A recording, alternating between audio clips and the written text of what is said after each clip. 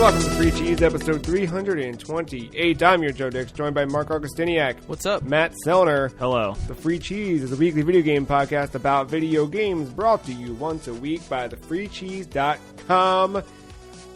We got a lot to talk about this week, sort of, in a way. Things are winding down. Not a ton of news. Because Keely's taking it all. Taking all the news. Give it back, Keely. We need some shit to talk about. But we do have some topics. We'll have one after the break to close out the show after our news. We'll talk about what we've been playing in the last week. I'm going to start things off in a minute here to talk about some more Sega Saturn because we didn't get enough of that good yoop from last week. But the yoop. I got some yoop on the way, I tell you what. Ordered me one of those Steam controllers, fresh out of discontinuation. That's pilly. I even grabbed it. I'm not one of those fucking hipsters who's like, oh man, it's going out. I got it just before they announced they were gonna. I got it right when it went on sale, just before they said we're not making any more of these. So that's extra hipster. How about that? Someone picked it up out of a box with the dust and then just threw it into the box. You think they're getting rid of it because they're doing a Rev 2? Or do you think they're just like, yo, we're moving into VR? I think they're moving into VR. I hope they're moving into VR. I'm excited as hell. I don't know why you're making that face. Because I've held it. It's not. It's seriously awful. It looks like a good yoop, but it's not a good yoop.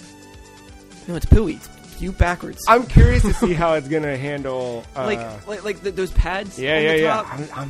I want to touch those pads. Yeah, I mean, they do like the click in each direction. No, I didn't even expect that. but like that texture of it, it's like rubber. It looks like bad rubber. That you can't get the dust particles off. Yeah, that's exactly. And the crumbs. All right, good. Then that's exactly what I wanted. It's just light and. It'll be here in a tomorrow. good way. Oh, it's gonna be a good way. I feel like there's nothing inside of it. There's probably there won't be. That's what happens when you buy a Steam controller. Like the face buttons were like sticking when I was pressing in. Like they weren't popping out right away. I can't wait.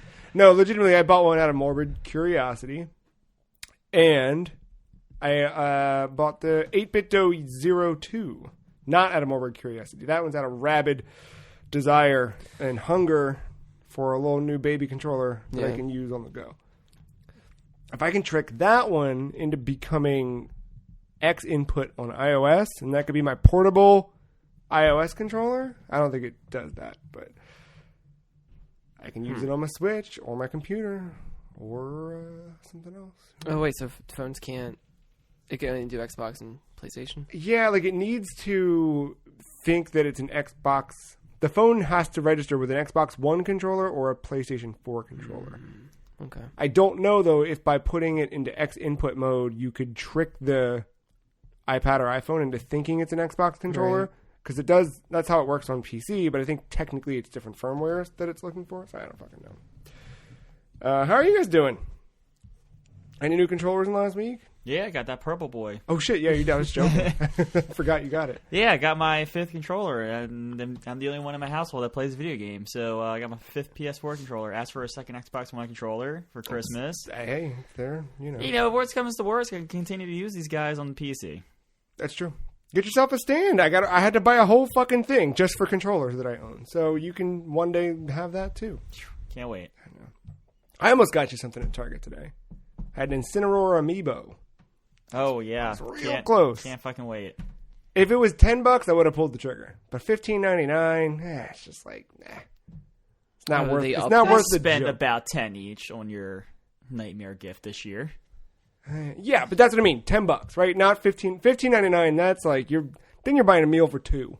You know? Yeah. And at that point, you could buy a meal I bought a meal for 2. 15's a meal for 1 for me. Shit. You know what? The other day, I spontaneously expensive date. So not usually. No, I went to Taco Bell for lunch, as you do. Yeah. And I for some reason, whenever I get to the drive-thru, usually there isn't a line. And sometimes I kind of know what I want. Sometimes I don't. And when I get up there, for some reason, I might have something in mind, like before arriving, and then when I arrive, it changes. Do the same thing. Yeah. Do the exact same thing. I don't know why this happened. I ordered a party pack for myself. What the fuck? Did you eat the whole thing? No, this is the important part. Yeah. You did it. Yeah. In one sitting. None. Well, there it is. There was some time. Well, I got it. I finished it.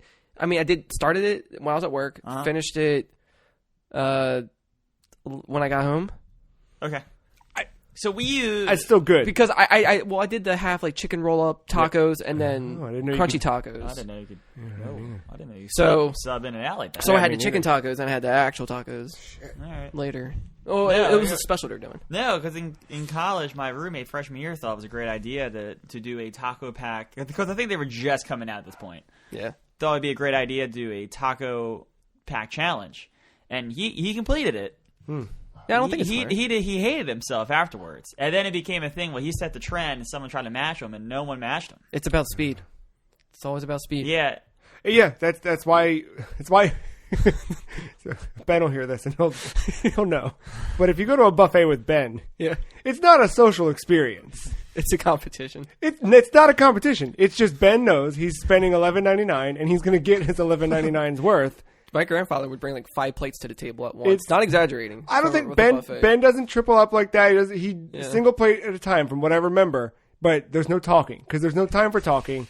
Because Ben's going to eat as quickly as possible so he can get back and fill the plate back up and get back. And you don't drink until the very end. And you have one Till the glass of very water. end? Because if you're drinking, that's room that you could be... Yeah, but if I'm choking or something because Choke. I'm not chewing, keep- I need that to go keep down. the going. learning experience. Yeah.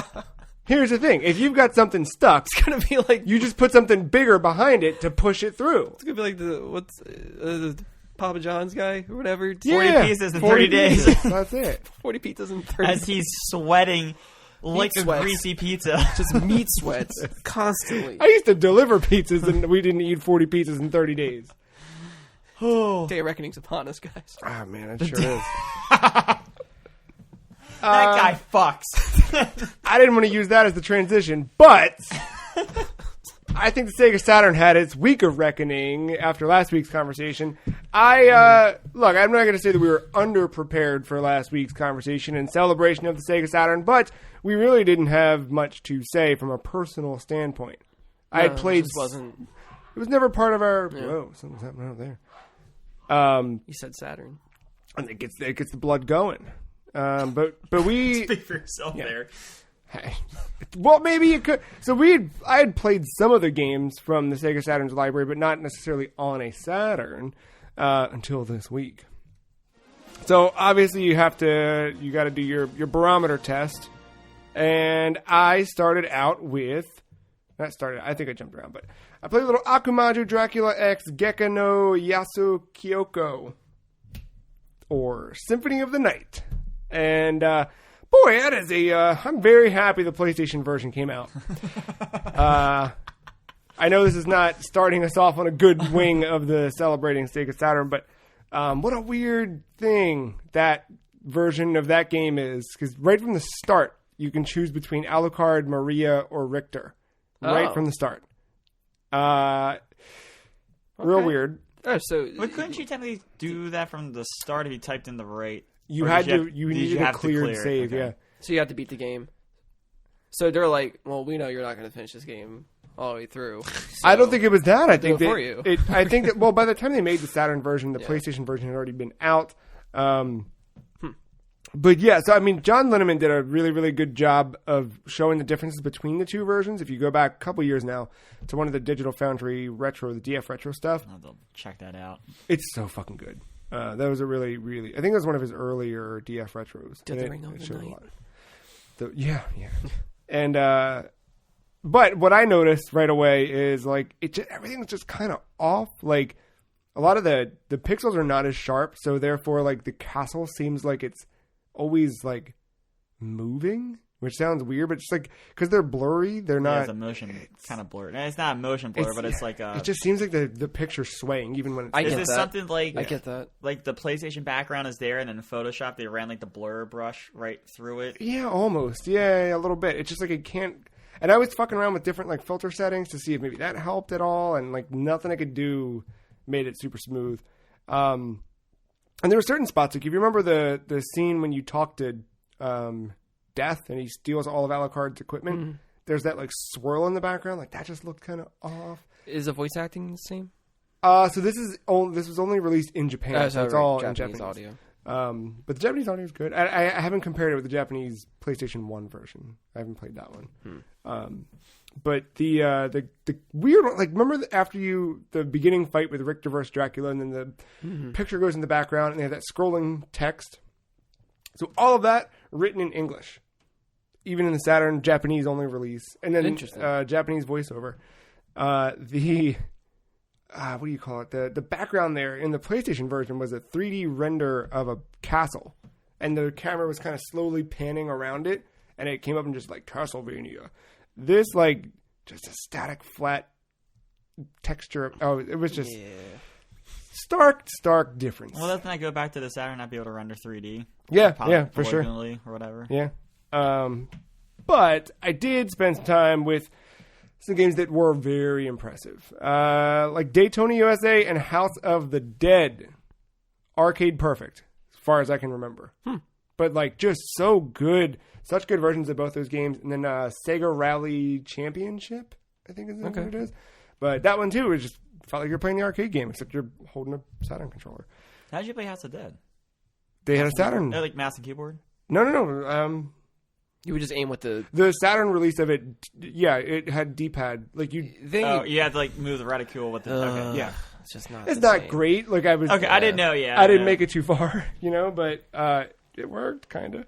But I was impressed with how it looked. Like it was like, oh shit, okay, that's pretty good. Quake felt like Quake, which is pretty good considering how, like, that game was for Quake back then to run on anything but high-end PCs. That's pretty impressive.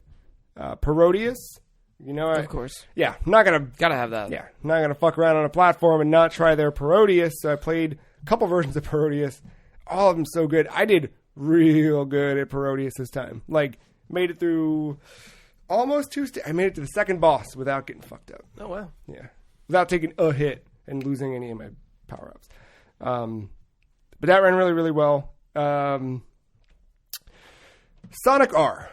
So I texted Mark about this one earlier in the week and just... You know what? I'm wondering how different that one is from the PC version.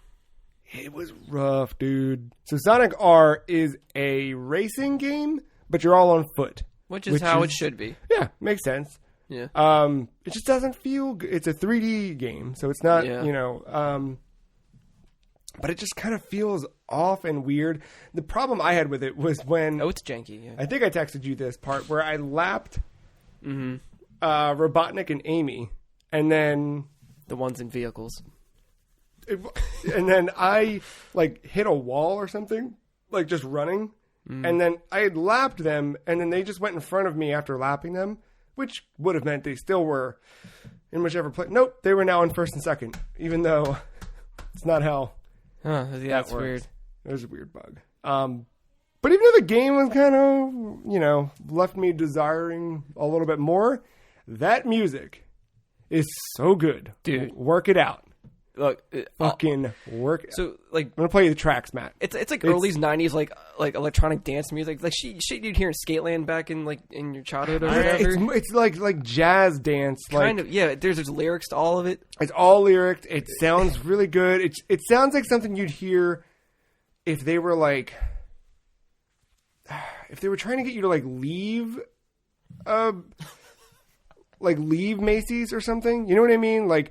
It sounds like something that would play in a department store, but not real, because most of that stuff is like passive. It's like if they didn't want you to linger and kind of wander, it was like music that made you feel good, but also made you want to get out of a store. This is that music. That's probably not the right comparison, but I don't know. It's got department store vibes, but not in a sad way. It's very cheesy. It's like if Macy's said, "Yo, let's get the fuck down and have a dance party." That's what this is. We can go with that. And then there's Sonic Jam, which is just That's what I wanted to try. It's a compilation of it's got Sonic 1, 2, 3, and Knuckles, and then there's like different things about them. It's almost like the it's like a little museum. Yeah, and it's like the Super Mario All Stars. In a way, I mean, the All Star stuff actually like did some work to those ROMs and bumped them up to different visuals, but it's neat. Isn't like the title of that? Isn't like some dude saying the name? Because I had the Mega Collection for GameCube, and they would show a clip of it, and it'd just be some dude be like Sonic Jam. that sounds right. I fired it up and just was kind of mashing start until I got to the main menu. Okay. You know what I mean? I was kind of doing that roulette of like, let me try this. Speaking of trying this, the one that fucking blew my... So I downloaded this one, tried this one out based on the name alone. Digital Pinball Necronomicon. But immediately was texting Ben, just like, dude. All right, so game starts out. It's a fucking FMV cutscene. Now, the Saturn didn't do FMV too well, but Right. like very thick So black the Sega borders. CD did it better? No. This is better than that, but it still wasn't great. All right.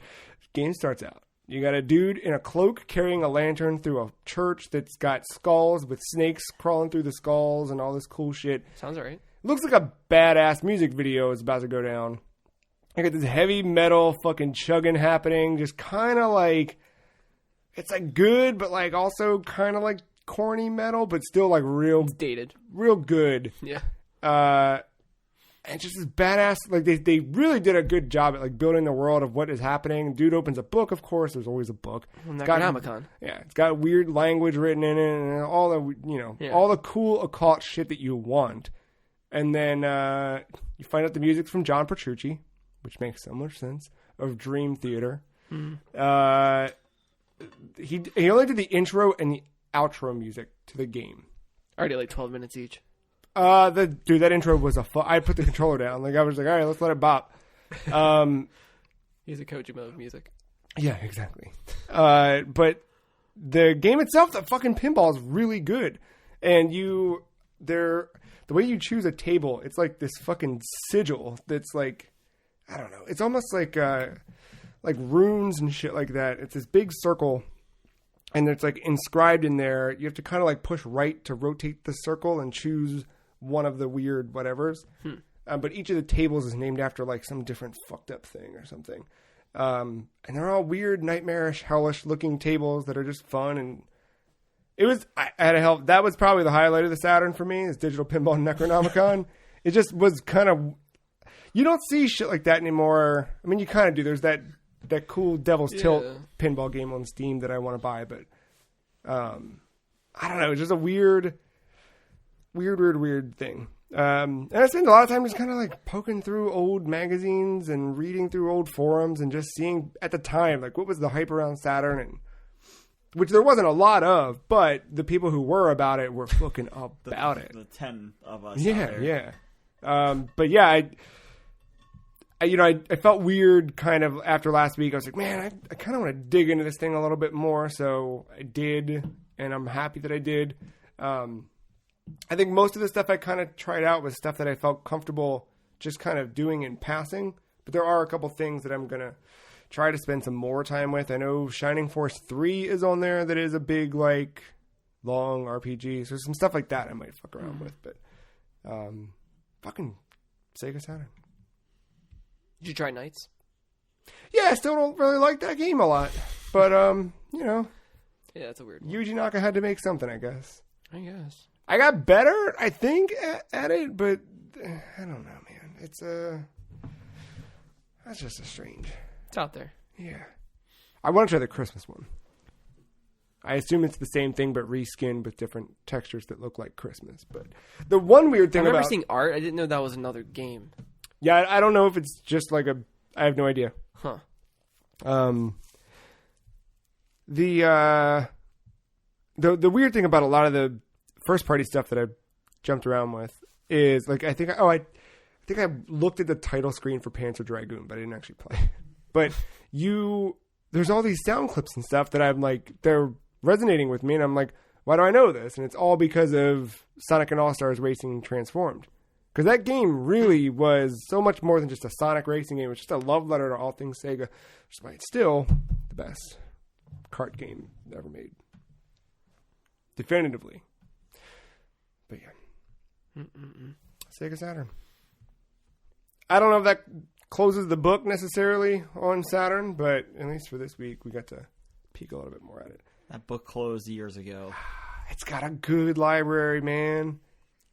It's got a real good library. The more I'm digging into it, Matt, I'm telling you, there's some shit you would appreciate. Great. It's good. Let's poke my eye. Oh, that hurt. Well, that's what happens. The Saturn strikes back, dude. That really hurt. I poked my eye. Again, the Saturn strikes back. That's what's going to happen. Well, did you spend any time this week not poking your eyes and maybe... Yeah, speaking of striking back, I'm in that Star Wars universe with Jedi Fallen Order. That's a fucking game, man. Where were you at with that last week? Last week you hadn't really touched it because I didn't play it last Yeah, week. yeah. I last played it 2 weeks ago, and I pretty much got to like the first meditation point and caught it. And I was like, I think I get this enough to talk, and then I put it down. That game is kind of what I thought this was going to turn into after that first hour.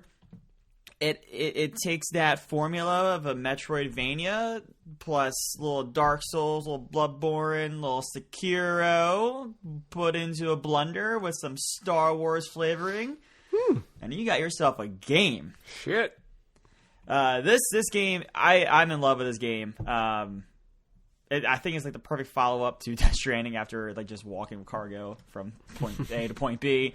being able to swing my lightsaber around and kill some creatures. Bad point.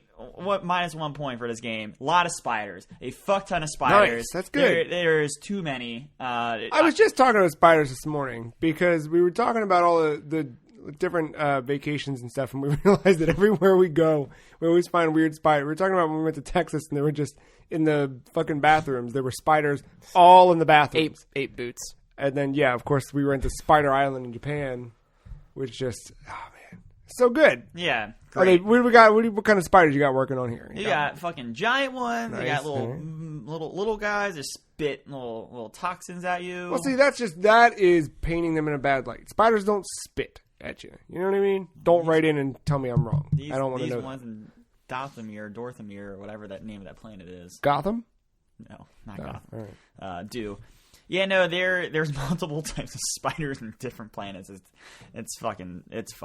There was one room early on in Kashyyyk where you go in and you go to these little these little workbenches, and when you get to one it upgrades your droid in some way, whether it allows you to hack different other droids when your health gets low, or it gives the droid some power up. Some of them are story required. There's an instance where early on you can use the zip line with them, but then there's a power up where you can reverse back up the zip line. So that's pretty cool. So when you're going to a room to get one of these necessary ones, and I saw the web on the ground, and this is the area of the game they showed at E3 with Greg Miller, and I knew a spider enemy was in this game.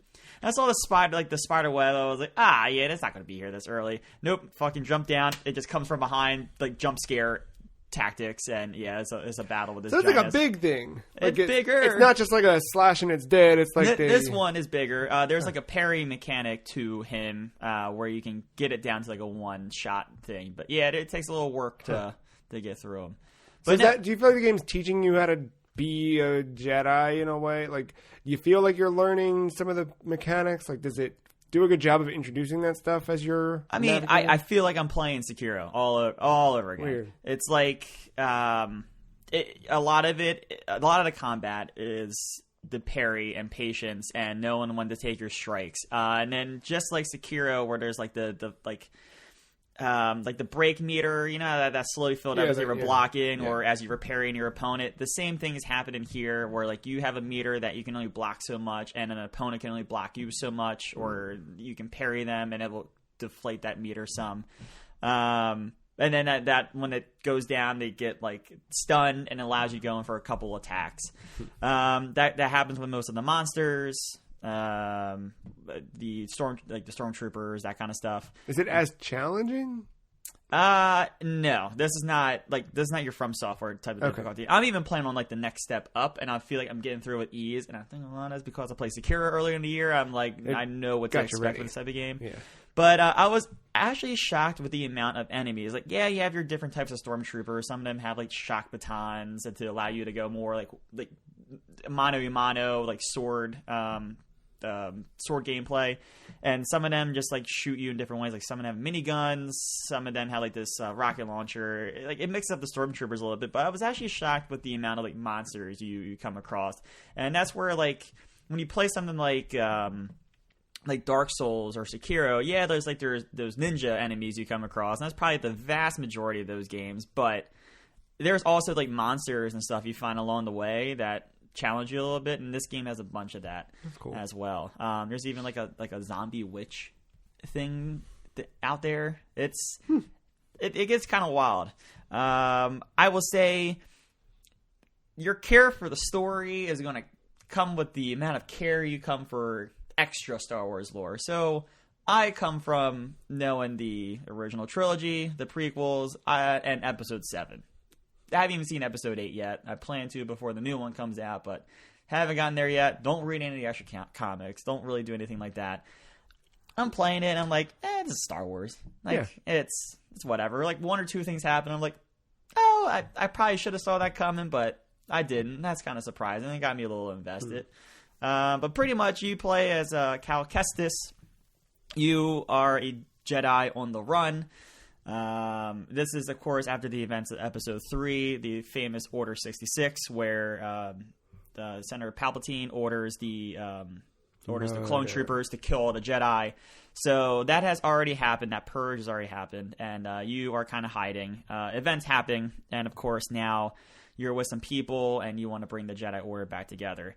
The main thing you're chasing is there's a holocron that you're trying to find like a key to through all these ancient temples from a previous Jedi who was looking for this holocron.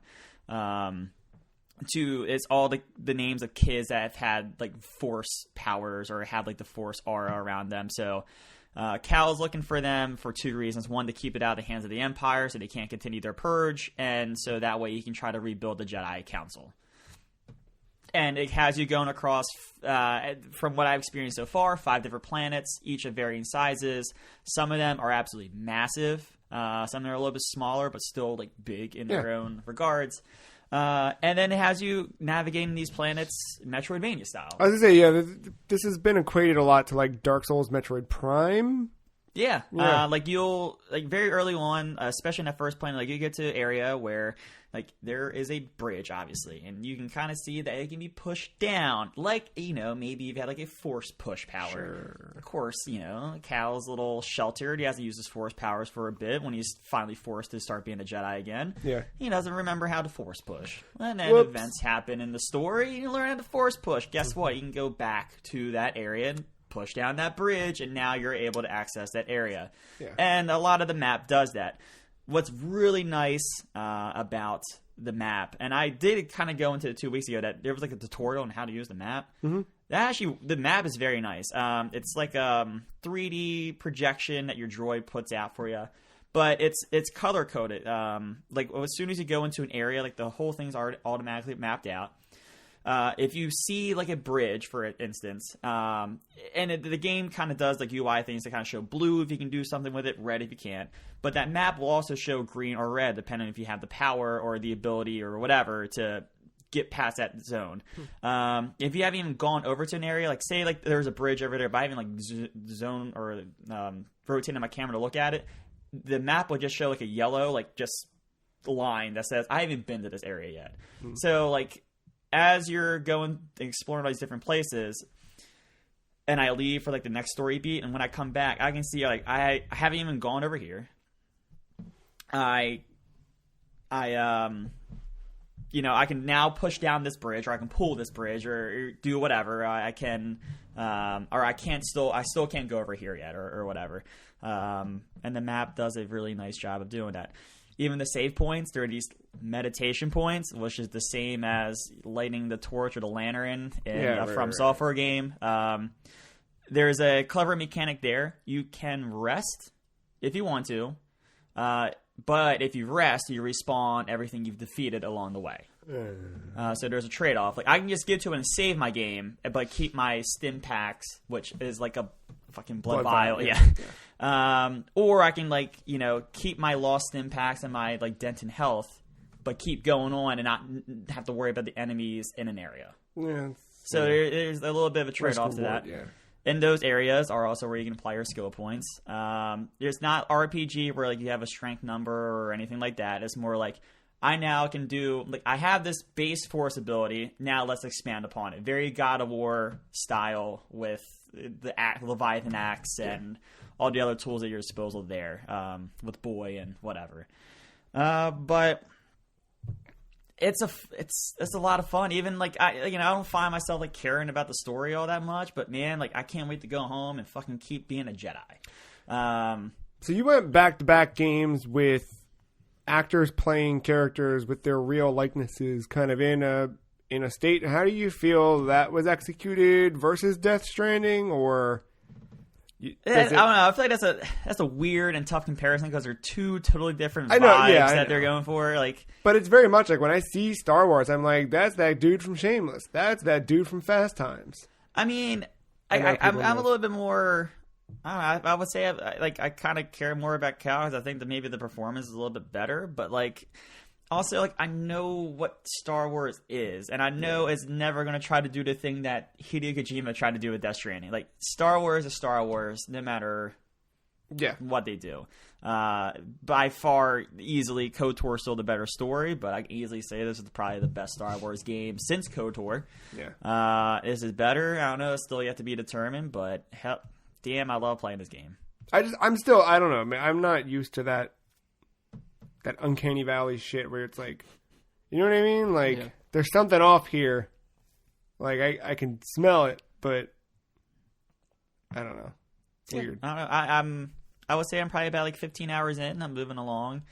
There's easily some areas I can see on like my little map that I haven't been to in some of these maps, planets, I should say. But like, I've been kind of doing that thing. I haven't just been playing straightforward story. Like because I just feel like the map's so accessible. Like I'm curious to see what's over in that yellow part that I haven't even like looked at yet. And then it does a Dark Souls thing of like there's optional boss fights.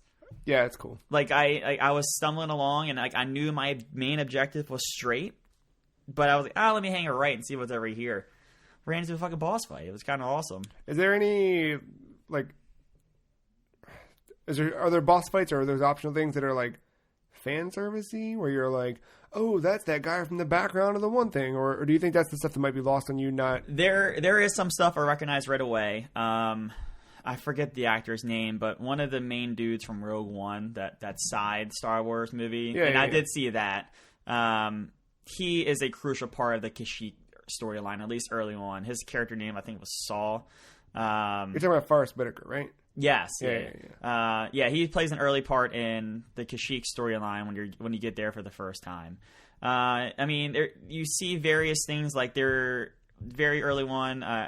This is within the first couple hours. I don't feel bad saying this, but like, there's a part where you get to drive an AT, like a walker, like an AT. Yeah, they showed that at E3 or whatever. Yeah, so kind of felt like fucking playing Titanfall. I'm not gonna lie. And then you're going along, just blasting all these stormtroopers, these buildings, like that. That was kind of cool. You got to drive the AT-AT, and then that's the part where Forrest Whitaker's like hanging on the windshield, going, yeah, like, that's hey, when you first meet him. Give me some money. Time. That's right. something like that. Yeah. And then there's like little stupid quips. Like we all, I think, know the famous Episode 3 line of like, Anakin, I have the high ground. You can't defeat me. Whatever. Yeah. Like as you're going along, like this little like Uncharted Nathan Drake red platform and kind of right. What's the word I'm looking for? Going to the left, like strafing along this little rail. You're coming along the corner and you know there's stormtroopers up there and they're like, oh, we heard the Jedi's coming, and then the one dude's like, oh, don't worry about it, we got the high ground. Like it's like, you know, it's purposely poking at Episode 3 and that line, but it's still like funny enough in that moment because you just get up there and just two slashes of your lightsaber and they're dead. Are you familiar with the Wilhelm scream? No. Okay. Wait, you are. You just don't know it by name. Hold on. Well, it's a thing that a lot of movies like to use as a stock sound effect when people get hit or fall off of something, and Star Wars is famous for that. I'm pretty sure I know what you're talking about. That. Yeah, I was curious if any of the stormtroopers made that sound in the game. Yeah, I'll just fill my pipe. So I think it originated from this. Yes. Yeah. You heard that in the game? Yeah, there's a lot of that. Okay. Yeah. Yeah, it's every fucking stormtrooper makes that Yeah. noise, it feels like. And then that's like some of the little like the little things with the AI, like just being aware of their surroundings. Like, there's a room where there's six stormtroopers, like regular batons, and there's this like upper level like general or whatever. He's not necessarily a boss fight, but like he takes a little bit more. You have to be a little more careful with him in one-on-one combat. Yeah. But like you can get through these other stormtroopers, and like you'll get down to him, and he's like, "Oh, finally, it's just us two." Like no, like his stormtroopers have been in the way, or it's nothing to you, and just regular stormtroopers just shooting at you. And like I'm deflecting their bullets like left and right back at them. There's like the one guy left. He's like, "Oh shit, I'm the only one left." Like just little things like that, just being aware. And like the stormtroopers knowing their place. Like even when they kill you, they're like, "Oh shit, we just killed him!" Like I can't believe we just killed the Jedi. Like, right. Yeah, it's like little things like that. That for a Star Wars game, I think it has a lot of charm. I really. I'm pretty much hit all my points, but I'll end with this. Like, I don't know if I really like this game because it's well put together, and it really is. Like, I do enjoy like the formula that Respawn put together here, like kind of mixing Sekiro. Well, at this point, let's just be real. Like when they started development, Sekiro wasn't like out. Right. So like, it's kind of tough to make that comparison. But like, throwing a little bit of that Sekiro parry formula, little Dark Souls, these shortcut parts of the map. Little Metroidvania from all those classic Metroid Prime and other games like that, kind of thrown all together with that Star Wars flavor, and it is a very, very well put together game that I do like a lot. I am playing on PC, so I have not experienced a lot of those things. I have talked to someone at work about it, and he said that they have fallen through floors and have had weird texture things and stuff like that on PS4. Yeah, there's like a character model that would just slide in and not animate right away. Weird. He said that like he had wireframe hair entering Kashyyyk talking to Saw for the first time, and so I have not seen a lot of that. I've seen some weird frame dipping in areas where like I'm just walking into an area and it's like going from 60 to 40 and like choppy a little bit there, and it's like I think that's just expected. But I think that's just maybe poor optimization on their end and not my machine. But then again, like this is the first Star Wars game that's been this good in a long time. I don't know. That's part of the reason why I love this so much. Yeah, like I've been wanting this Star Wars game for a long time now. I feel like it makes it easier to kind of forgive some of this stuff. I mean, like something with a narrative, right? Because did people like the recent Battlefront? Was that not good? The first one I think people liked, but it didn't have a campaign. No, the most. And then there was Battlefront 2. Right, that was the most recent one? That was And then, but wasn't the campaign like added later? No, the campaign was there from the start. The problem with Battlefront 2, that was the big one with the microtransaction stuff. Right, yeah. That was the microtransaction game that kind of set us on this current fuckery. Right. No pink Darth Vader. Right. Yeah, that's why you can buy. Yeah, and costumes even like the Fortnite. campaign there, wasn't great. Yeah, it was fine. I figured it wasn't. Yeah. But yeah, you just throw the microtransaction I didn't know stuff the game on was top of that. I think the game was solid. probably fine and but nothing that was like exemplary or anything. And the problem with the first Battlefront was it lacked content. Like the core gameplay was pretty. It played well. Frostbite at its finest, right? But you played a multiplayer game. And, that was kind of fucking it. Gotcha. There wasn't much there after you played one game. Yeah, on a couple different maps. But no, good return to form for Star Wars, and I'm definitely going to be talking about this come Game of the Year time. Yeah, shit, that's close. Did you play anything else this week, Matt?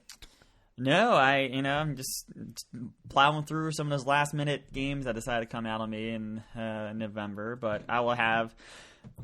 I think I said I'm about 15 hours in. I feel like I'm like a good gameplay session away from getting it done, like a 3 to 4 hour one, and then I will be on to the next thing. I think I got one more thing left, but that won't be until next week.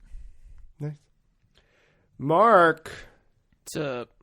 how's the inside of your mind, or our mind, or how you beat Control? Yeah.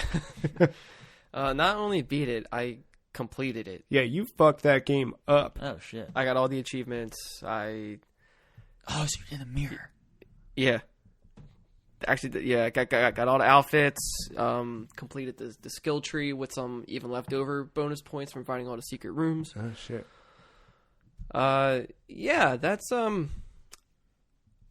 I understand the ashtray maze thing now. Yeah, dude. I wish more of the game was like that. Yeah, dude. But I've still, despite that, I've still enjoyed my time with the game. I still like the world that game has built. I like the lore of it. There's still stuff that I kind of want to still figure out that they didn't really touch on. Like, I realize, like, the posters that are in that game, like, they say, like, avoid modern technology or fear it. And I realized nothing in that game has modern technology. It's old-ass computers. It's old-ass phones. It's, like, you don't have a cell phone or anything, and this takes place currently. Right. Huh. So, like, yeah, it's just, I don't know if there was, like, a document I missed that maybe talked about it, but it's just, it's interesting that it's like that. Did you go through and, like, read every... I would read it as I would go on, but Yeah. some of it didn't stick out to me more than others. I did find Some that of it repeats itself too after a while. yeah, like some will be like they'll talk about an object and then there'll be another document talking about why that object even exists or why it's Right. there or something. Yeah, it's like on the same, but like it's like the same topic, but you like get like a slither more of like new information out of it. Like Yeah. I started like I hate to say I started skipping some of it, but I was like kind of like fast reading a lot of that. Some of towards it, the yeah, end. no, some of it I was skimming unless it was Alan Wake related because I was looking for that the entire time. So you found that room. I found that room. Oh yeah. That was cool. That was really cool. There was a couple other parts that were like I thought was the room because I found something related to it, and I was yeah. like, no, this doesn't sound like what Matt was talking about. And then whole thing happened. I was like, okay, this is it. Yeah, there's a lot about this game that leaves me the question, and I don't know. Like, there's some strengths about it, and obviously it has its weaknesses like any other game. The ending. Now, I get it's not a traditional kind of ending because it's a game that is supposed to be like, hey, you can continue afterwards, post game, whatnot, and without spoiling it, I wish I hope there was more impact with it, but at the same time, I feel like this game can't be fully appreciated because I feel like with its roadmap coming out, I feel like that's going to complete the entire picture of this. And so we're just left kind of incomplete Waiting, in the meantime and waiting. So I think that kind of hurts it in a weird way. I think I would have been more okay with it if they didn't play the credits. Because it kind of makes you feel like this is final, this is it. When it's never really it. The game isn't designed to be like that. And it's odd placement with the way they do some of the things. But yeah, so like I didn't really care too much about that. There's not too much post game either. Like there's maybe like one mission or two, and it doesn't really add too much to the story. But you can talk to all the characters now and get more lore that way about it, exploring. So me trying to complete all the achievements, I think a lot of it they want you to do during the game, but I'm doing a lot of it after the game. Right. So the pacing was off, I guess, because of my play style. Not so much. I mean, so I guess their intention was like, oh, people will do this while they're doing this. So there's more bells and whistles. There's more time. You know, you can, while you're doing the main mission, you can do the board missions on the side on your way to destination. But I wasn't really doing that. I didn't give a shit about the board missions while doing the main missions because that feels like it's a lot to juggle at once. Yeah, I kind of forgot about the board missions, or like I didn't realize they were there until midway through the game. I'm like, ah, shit. Yeah. Yeah. So at the end, I'm like trying to do something that are really easy because I'm like 76% of the way done already. I'm like, all right, I'll just run around and find enemies and whatever and like kill them, and that's my mission. Yeah. And like finding the time to get them to summon was difficult because it's random. So I'm just going to all these different rooms. I'm just wasting time just running around, waiting, trying to trigger these events to happen, and then hopefully I find the right enemy type that spawns at that time because that doesn't happen more than half the time. But I think their intention was for you to encounter this as you're doing the main missions because I think they pop up a little more often. It's a little more challenging that way through as the post game. And then, but like that alone, I still it's weird that I found myself getting all the achievements because I don't. If you know me, I don't give a shit about achievements more than half the time. Yeah. But then this made me get everything, and I don't know if it's because I don't know if the game itself kept me going or if Alan Wake kept me going. Do you think it was because it left on such a note that you were like, there's got to be more, and maybe chasing the achievements would have found it? Maybe. I guess I was hoping to find a little more stuff, and I mean, I did. Yeah, I did find sure. more stuff, and it is cool. Those side missions are pretty neat. They're not like, I don't know what the word is. Like, nothing ever felt like a fetch quest in a way. It was just more like never. Yeah, everything was with intention, and everything was done.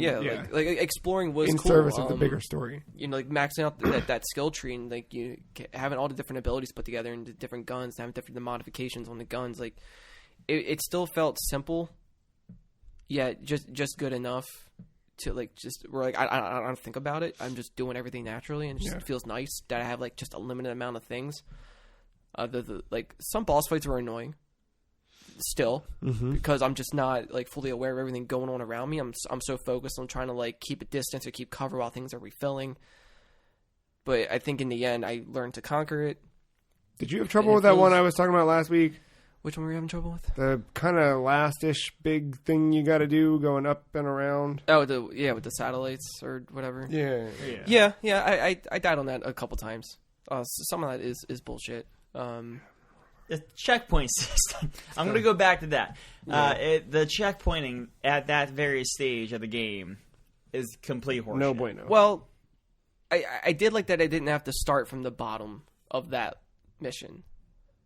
Like, because the first part, because there's 3 satellites you have to activate or deactivate, and then it goes up. After you die, you just have to start. You can start at that still, part. Fuck that ascension part. That's the part where I died. I did fine with the satellites. Yeah.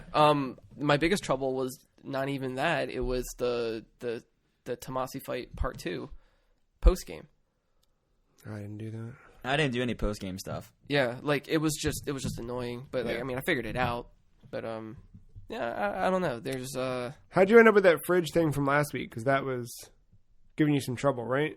Yeah, I did. Yeah, but I eventually just I just had to be more active. Okay. With everything. My playstyle was like trying to like hide behind something and while I'm refilling and try to whatever. But they want you to keep moving constantly, so they keep challenging your energy meter. I was like, all right, I get it. But I did beat it, and then there's more missions to find more of those items of objects of power. And the Flamingo had the same boss fight, but it was slightly different and with like the floor design or whatever. I think that one was a little more aggressive, actually. But I mean, yeah, like it's. I see them trying to have characters they're trying to make you care about. I'm not really invested in anyone else but Jesse. Yeah. I don't know. I like this game, but it does have a lot of things I wish it did better. So I feel conflicted. Yeah. And hopefully I have a better idea of it once more of that content comes out. And I complained to this dude the other night that I didn't know PlayStation had limited exclusivity with the content. Yeah.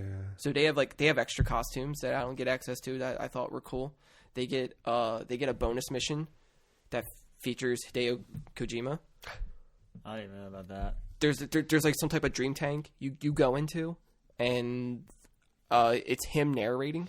It's all in Japanese, but it needs subtitles turned on. It's just him speaking. And I don't know. I just saw like you're in a dark room. It's just white glowy trees everywhere. I don't know how much more of that happens. I don't know what it's all about, but that would have been cool to experience. Yeah. And then this first content coming out this month, PlayStation gets it first, but it's not really too much. It's just like extra missions or whatever. It's not too much progressing story-wise. I think they're just adding like new enemy types or whatever. But anything that the Alan Wake stuff at the very end, everyone's getting that at the same time. Yeah. So maybe I'll have a progress report by then or an update. But I don't know. Like I do like it. It's fun. I do like the gameplay. I like the story around it. I like the lore. I kind of wish your health recovered like everything else. Mm-hmm. Yeah, that was a pain in the ass. That's like the one, like your ammo refills on itself. The energy refills automatically. I thought thought refills by defeating enemies in this game, right? But you have to go pick up. You have to go pick up the blue orbs. Yeah. And it's like, but you should at least give me. I mean, I think it does. Let me use bit. telekinesis to draw the blue. That would be cool. Yeah. Yeah. I would have been better with that. I did get a modification for the main gun, the grip, to where you're basically infinite ammo. That's cool. You have to No find reloads. you have to find all these TVs that have a fireplace like video playing Yeah. on it. You have to like throw them all into the furnace, and then you get the internal fire mod. So pretty much it just heightens the chance of you getting ammo back from every shot that you take. As Was long that as they something hit. that was like a side mission or something that was in like a here's piece the- of lore? Here's the thing: it's not even a mission listed. That's cool. So you just see it, and you just kind of just have to know that there's That's 5 cool. TVs hanging around in these parts, and take them. And if you like turn off the game and don't finish it and turn it on to play later, it keeps your progress. That's cool. So you don't have to like restart doing that every time. Yeah. I thought it would for some reason because I didn't know how it saved or kept track of things. Right. Yeah, I don't know. It's charming. I like it. It got me to do a lot of research about that game. It got me doing a lot of research about Remedy games. Yeah. Has a whole new appreciation for how they do storytelling, and Does it make you want to play Quantum Break? so I did. Oh. I did start playing that. Oh. It's weird. So what did you delete from your hard Oh, drive it's to weird make? to go back. I'm sure it's weird to go back from Control to that. Like it You made can me see the DNA so much. it made but me it's not there. appreciate Control's gameplay so much more. I don't know. I think I deleted a lot of games that if I had like games that with sequels, I was going to play them all at once. I think I just deleted like the sequels. Yeah. And kept room. Yeah. I didn't delete too much, honestly. Yeah, that's I do like what they're doing. I'm not invested though. Yeah. And I don't know if it's my TV or if it's the game or what, but something with Remedy and rendering is loading textures is a weird thing. Like they never load right away for me. Like even in Control, it didn't. I mean, I know it's like maybe Like PC pop-in or, kind of stuff? where it's like everything just kind of looks. It's like blurry from a distance, and then you It's walk it's, and it's like blurry up close, and then you see it. Pop. Yeah. Like render. Yeah, so like yeah. all the text on your energy drink would be super blurry right now, and then I would just watch it sharpen, Yeah, okay. and or like the textures on a character's face. That's So kind of why I stopped playing Remnant. But I was like, I guess games just do this. I don't remember a time where it hasn't I don't really. remember Quantum Break doing that, but Yeah, then again, I played both these games on PC, so I don't know. it's probably beautiful on PC, and because Quantum whenever Break did look pretty. Well, yeah. I'm rotating the camera and seeing characters move, and there's no time stuff going on, I see like a weird like smear of them. Oh, that's weird. And I don't know if it's like I don't know if it's like a lighting thing or what. weird. But you know what? It's like Yeah. a weird mist that follows them, and I don't know if it's like a motion blur kind of thing happening or what. Was the game There is fully a- installed? Huh? Was the game fully installed by the time you were playing it? Yeah.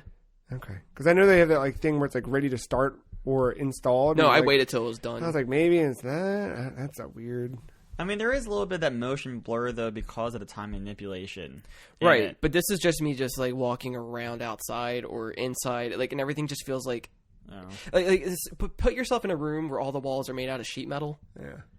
So whenever you look around, you always see like a blurry version of yourself everywhere. Yeah. Like whenever I rotate the camera, that's what it felt like. Like even being outside, I don't know how to describe it right. But I can follow that image. like I don't know if it's my TV. I think you just have an Xbox One that knows how to ray trace already. You can try that on a different TV, maybe. I'm curious to see if it does. I mean, my anything TV different. does output 720, That's probably, Oh Jesus! Well, hold on. so I don't know how much of that affects. probably a lot. Yeah, like maybe it's a weird refresh rate thing going on. It's Yeah. probably not even a refresh rate. Yeah, I don't know. I do like the weight of the character oddly, Oh. but only Ugh. when it comes to like the way he runs and goes downstairs, like his reactions to everything. I don't care for. Okay, yeah. Like- Use that in combat. No, combat isn't the greatest. Is it gunplay in that? I don't remember It's from what. gunplay. It It's is- gunplay and like pseudo force powers. Yeah, the speed stuff is cool. Yeah, no, some of the power is really cool. I really like the time break wall that you can dump bullets into, and it heightens like it I like just charging speeds up your up. bullets, and it puts more oomph into them. Yeah, like I like charging up a whole time blast, Yeah, and then they just go launching. It's just insta kill basically. But a lot of cool ideas there that you I can don't see that go into control some, but then I'm not utilizing it enough. And then like you have the whole like little cooldown system with everything, and I don't know if that gets upgraded later or not because you don't really have a skill tree. You just kind of get stuff, and then that's it. Maybe you don't. Now I don't remember. And then I had to download the TV series separately. Right. That took a while. Oh. I only watched the first episode. I mean, it was cool. And it cuts to the thing, right? Where it's like, hey, go watch this episode now. Well, if you have it preloaded, it will just do it automatically. Oh, yeah. Okay. Yeah, so like it will do like the main game, then it'll do like the junction, whatever, where you make your big decision. Yeah, and then it plays the episode. Yep. And then you'll know it'll be doing the episode because the logo will be in orange instead of white. Yeah.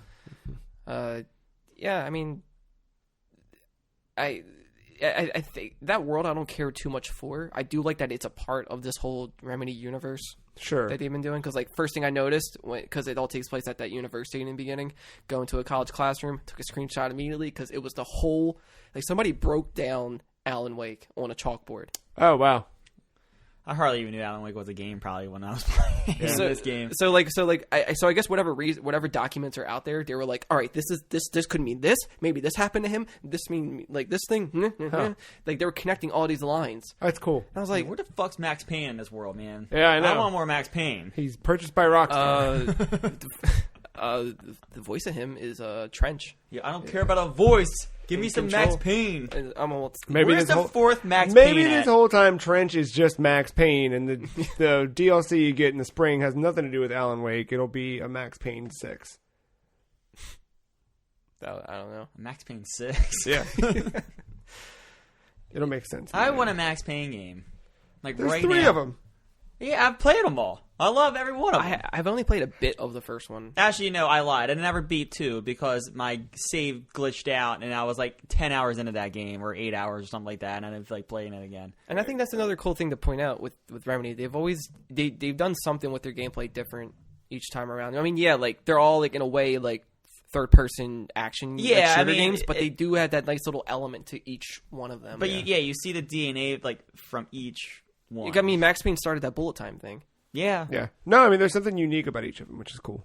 Yeah, so like I do want to keep going in with Quantum Break. I do want to. I can already feel the stagnation of it all. I kind of wish all of it was just a TV series at this point, because I'd rather just enjoy it that way. But I mean, I'll get through it. The puzzle thing is a little odd. Navigating is still kind of weird. Which I guess that's like. I mean, I had some navigation issues with Control as well, but it feels a little worse in Quantum Break. I think it's the way your character. Because like whenever you hit Y to try to check where you need to go, it's like, oh, I need to power this elevator, and it's like, all right, where's the fucking icon to turn on this generator? Like, where's the generator? And then like I'm like going around everywhere, and I finally see it, and the icon blends in with the rest of the objects because everything's fucking yellow. It's like Mirror's Edge. Everything is highlighted yellow for you where to go because it just holds like that's how it kind of holds your hand in a way to like go to like traverse and platform everything. I don't like that. But like so you'll see a little icon. It's like a white hand or something, like a white symbol with a yellow triangle. And then when you get up to it, the face button appears. I think what should happen is you hit Y, your X button or whatever face button is should just be fucking blipping right there. Not like you have to wait to get close to it for it to appear. I don't know. Yeah. It's just a lot of yellow. If it's going to point you in the right direction, go all the way with it. Yeah, I don't know. I mean, maybe it's just me, but I would say for this game, I would argue it's the game. Oh, but that reminds me of something Star Wars does that's pretty clever. So you get into these temples, like these ancient temples, and like they're puzzles, and you have to use your force powers in a matter of ways to move some things around. After a while, you get to that point where like the game is like, all right, well, we're gonna give you a little dialogue thing to like, and sometimes you just don't want that, and you just kind of want to figure it out on your own. Your droid that's on your back, it like pokes you or whatever, and then the game literally comes up like big, and you in the middle of your screen it says, "Do you want to hit or do you not want to hit?" And you hit left or right on the D-pad. And the first time I saw that, I thought that was pretty clever. And I was like, "Thank you for letting me." Do this on my own. Yeah, I think with Quantum it was like you can hit up on a D-pad to get like an idea of what to do, but it's not really there. It doesn't really help much. Yeah. And then, I love running to, like, the dialogue thing of, like... So, like, I helped save this girl because, like, she was taken into, like... by Monarch or whatever, and I saved her. She's trying to help me get to the docks. This is very much where I left off, but, like... I see the puzzle. I see what I have to do. But while this is happening, she's still talking to me from, like, 50 yards away. And she keeps repeating, like, hey, you need to get to that window. Do you want to climb to that window now? Like, you somehow have to get to the second story to get into this. I'm like, bitch, I know. I'm already on my way there. You don't have to tell me.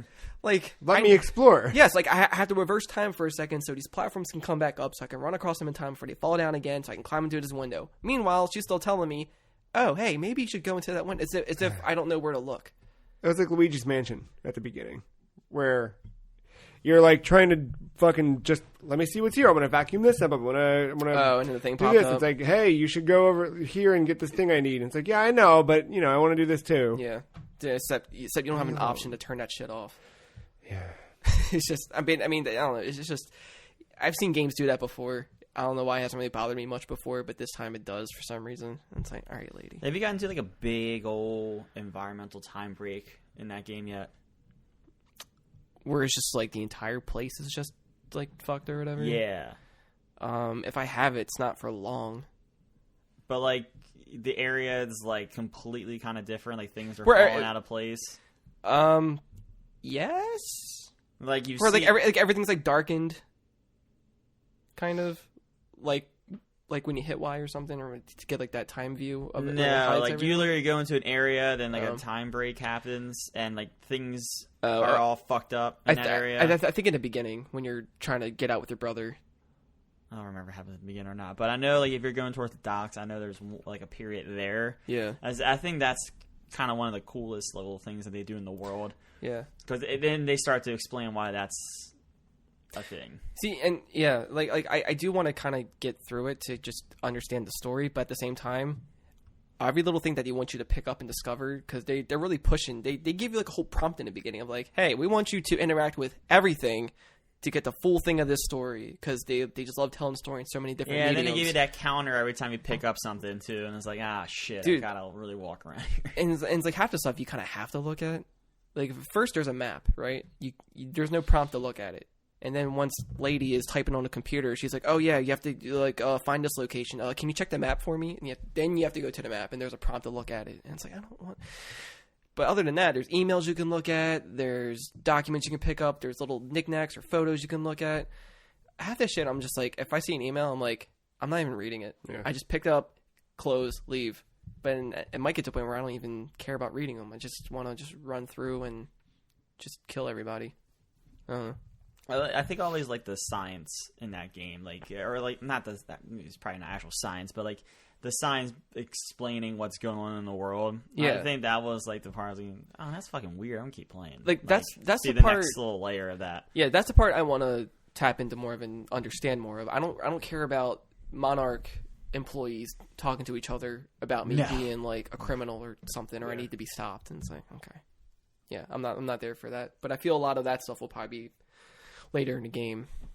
And I think some of those junction decisions, because that formula is the formula going forward. I do like how you get to view each one before confirming. Yes. Because I thought I was like, oh shit, I got to pick one now, especially like Telltale style. And I think some of those decisions, I think, get a little bit more ambiguous on like what's right and what's wrong. Yeah, because I feel like they want to trick you in a way.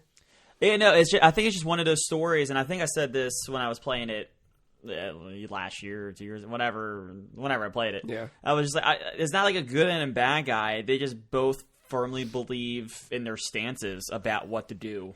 And like you just, there's not necessarily maybe a right or a wrong. It's more like a whose belief do you side with more, and you start to see that more and more as the game unfolds.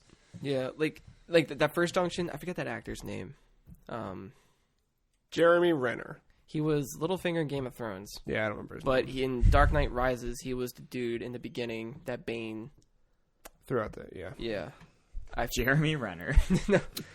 I forget his name, but like, he's like the main villain in this. I'm banging it. And Littlefinger. yeah. And the junction was that you can either, because like this whole shootout happened at the college, and how do you want to handle it? Do you Yep. want to do you want to take action and kill all like the protesters and whatever, or do you want to go more PR approach and take that face of the protesters to leader and have her say these things about Jack Joyce being some type of like terrorist or criminal or whatever. Jeremy Renner was the Yeah. actor. Aidan Gillen. Yeah. And so and then you get to view how that happens. And I was like, I was going to do Hardline at first. And then, cause they're like, oh, like if you do this might have more people side with Jack and blah, blah, blah.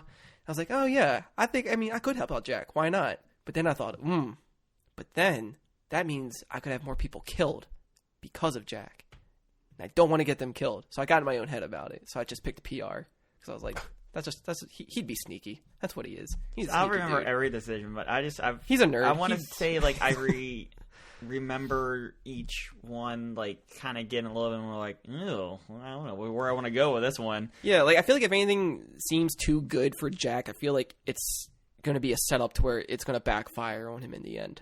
Oh, and how the hell has Jack Joyce become like the best fucking shot in the world? Like, it's not explained like how. Yeah, I don't. Like he's I don't know just what all of a sudden like a deadly assassin. So like they don't talk about his background at all.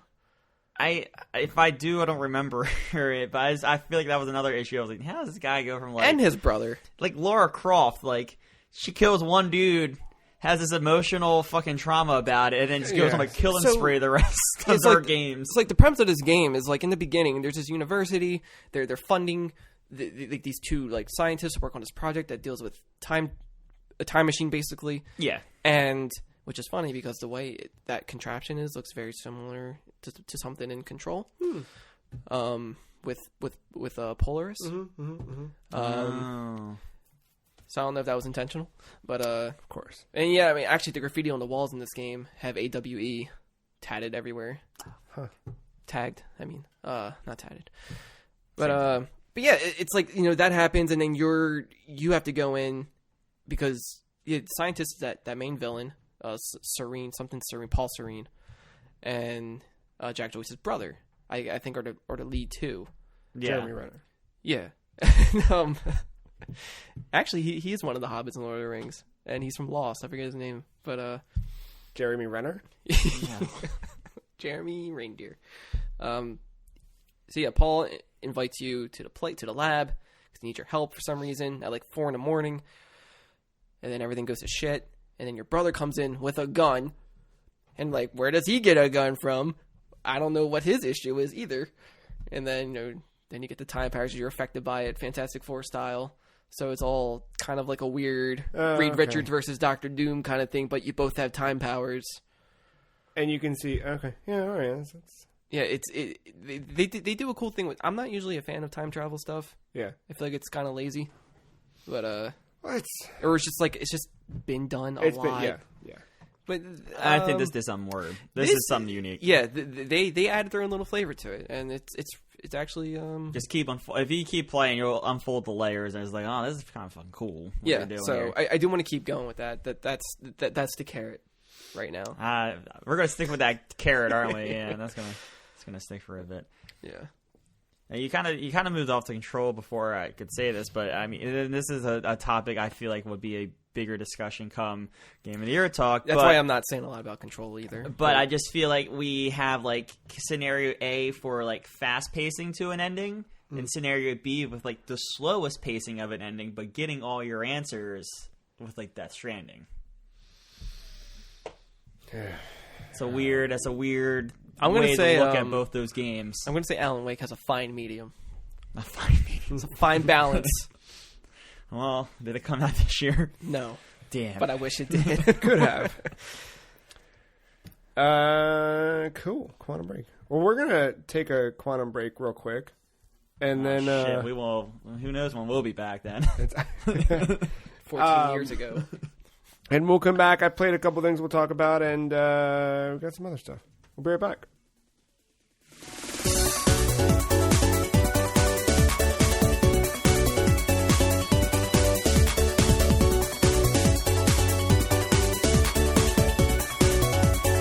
We all need to work together to build a better life, to make it what we feel. We have to make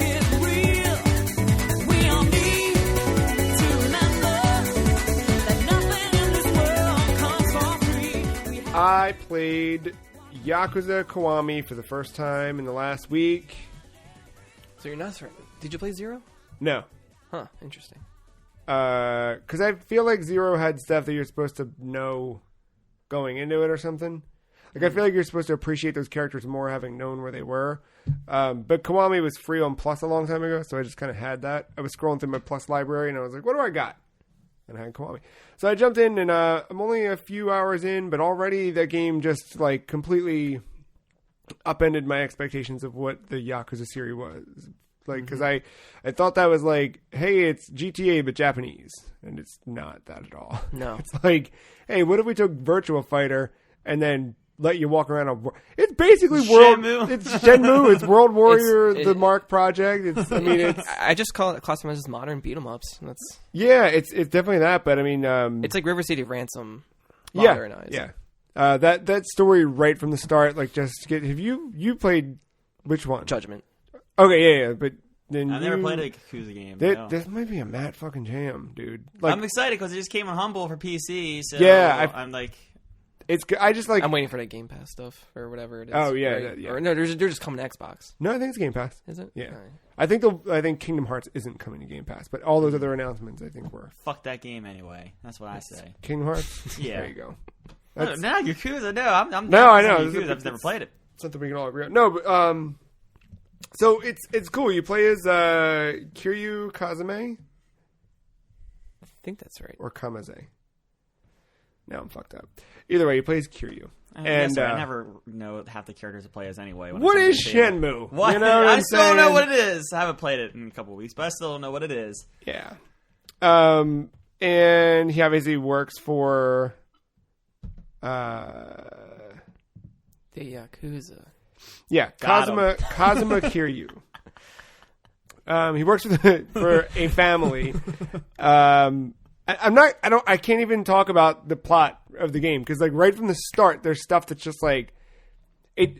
I mean, quite literally a fucking smoking gun in hand. When you're like, okay, all right, I know where this is going, but when it immediately cuts from that scene to like, here's 3 years earlier, you're like, all right, now we're gonna get back to this point. We're gonna find out not all is what it seems, isn't it? Oh, guess what? Not all is what it seems. But along the way, it's just like walking through the little side streets in Japan and stuff like that, and interacting with characters, talking to people. The fighting, so you can jump between 4 different fight styles by using the D-pad. Jesus. Right. Judgment And- has 2. Yeah. To be fair, these 4 are not wildly different. It's just like some of the things you They're can just better do for are- different situations, probably. Yeah, it's like, hey, like right now I'm stuck at this boss fight that's pissing me off. At a boss fight at a funeral, as you do. Yeah. No, but it's like the big fucking dude, and he's just a big fucking dude, and he's got 2 health bars, and I'm struggling to get into the bottom of the health bar. It's like John Wick first dude in the library. It's- John yeah. Wick 3. Yeah, I get it. It's that. I did the dumb thing where I was like, I'll be fine. I bumped it up to the highest difficulty that you can't change Why? once you because fuck it, I don't know, I'm stupid. And I've been doing fine up until now. Like, I'm like probably 5 hours in or so, maybe, and yeah, it's.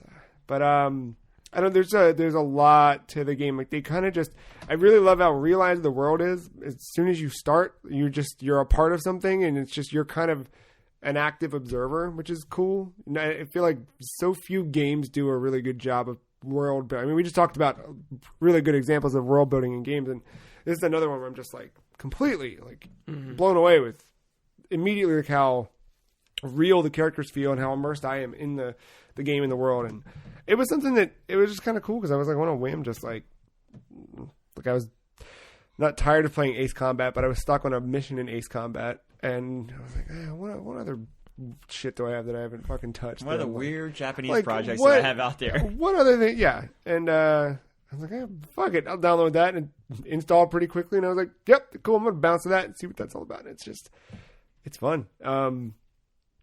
And just intriguing. Like, I don't know. I said it last week. I'm having a lot of fun finding things that are new to me. And this is definitely new and different. And, It makes me happy. yeah, it's cool. God, I can't wait to record Game of the Year. Yeah. I'm so excited. Yeah. You get to get weird soon too. Speaking of getting weird, Ace Combat 7 Skies Unknown. I don't know what mission number I'm on, but every mission has changed the objective enough in a way. I mean, look, you're still flying a plane and shooting missiles and blowing shit up, but every single one of them has had a different objective in a way that is, even though it's subtly different, because again, you're still flying a plane and shooting shit until it blows up. Each objective is it's asking something different of you. You know, whether that's like, hey, you need to tail this thing and then shoot it down, or you need to go after a lot of buildings on the ground, or this one's all in the air, or this one you shouldn't kill anything at all. You need to avoid being killed. Like, it's a lot of those This things. sounds a little bit like what Death Stranding did. You know, to kind of ease the grind of just going from point A to point B. Yeah, it's exactly that. And like the one starts off and it's like, hey, you've got to sneak in and save the president, so you can't get caught by radar. And then you're basically just playing a game with your radar because you can't see. Like, if you're looking at where the plane is, you're not going to be able to visibly see where the radar circles are. You have to just watch the lower left corner of your screen and see where the red circles are and just kind of making sure you're pivoting so you're not flying over those little circles, because the second you cross into one, you're shot down. But it did a weird thing where, how do I do this without spoiling the story of Ace Combat 7? Jesus Christ, I never thought we'd say that on air. Yeah. Spoiling the story of Ace Combat 7. Let's just say in the middle of a mission, some shit happens, and it looks like you did it.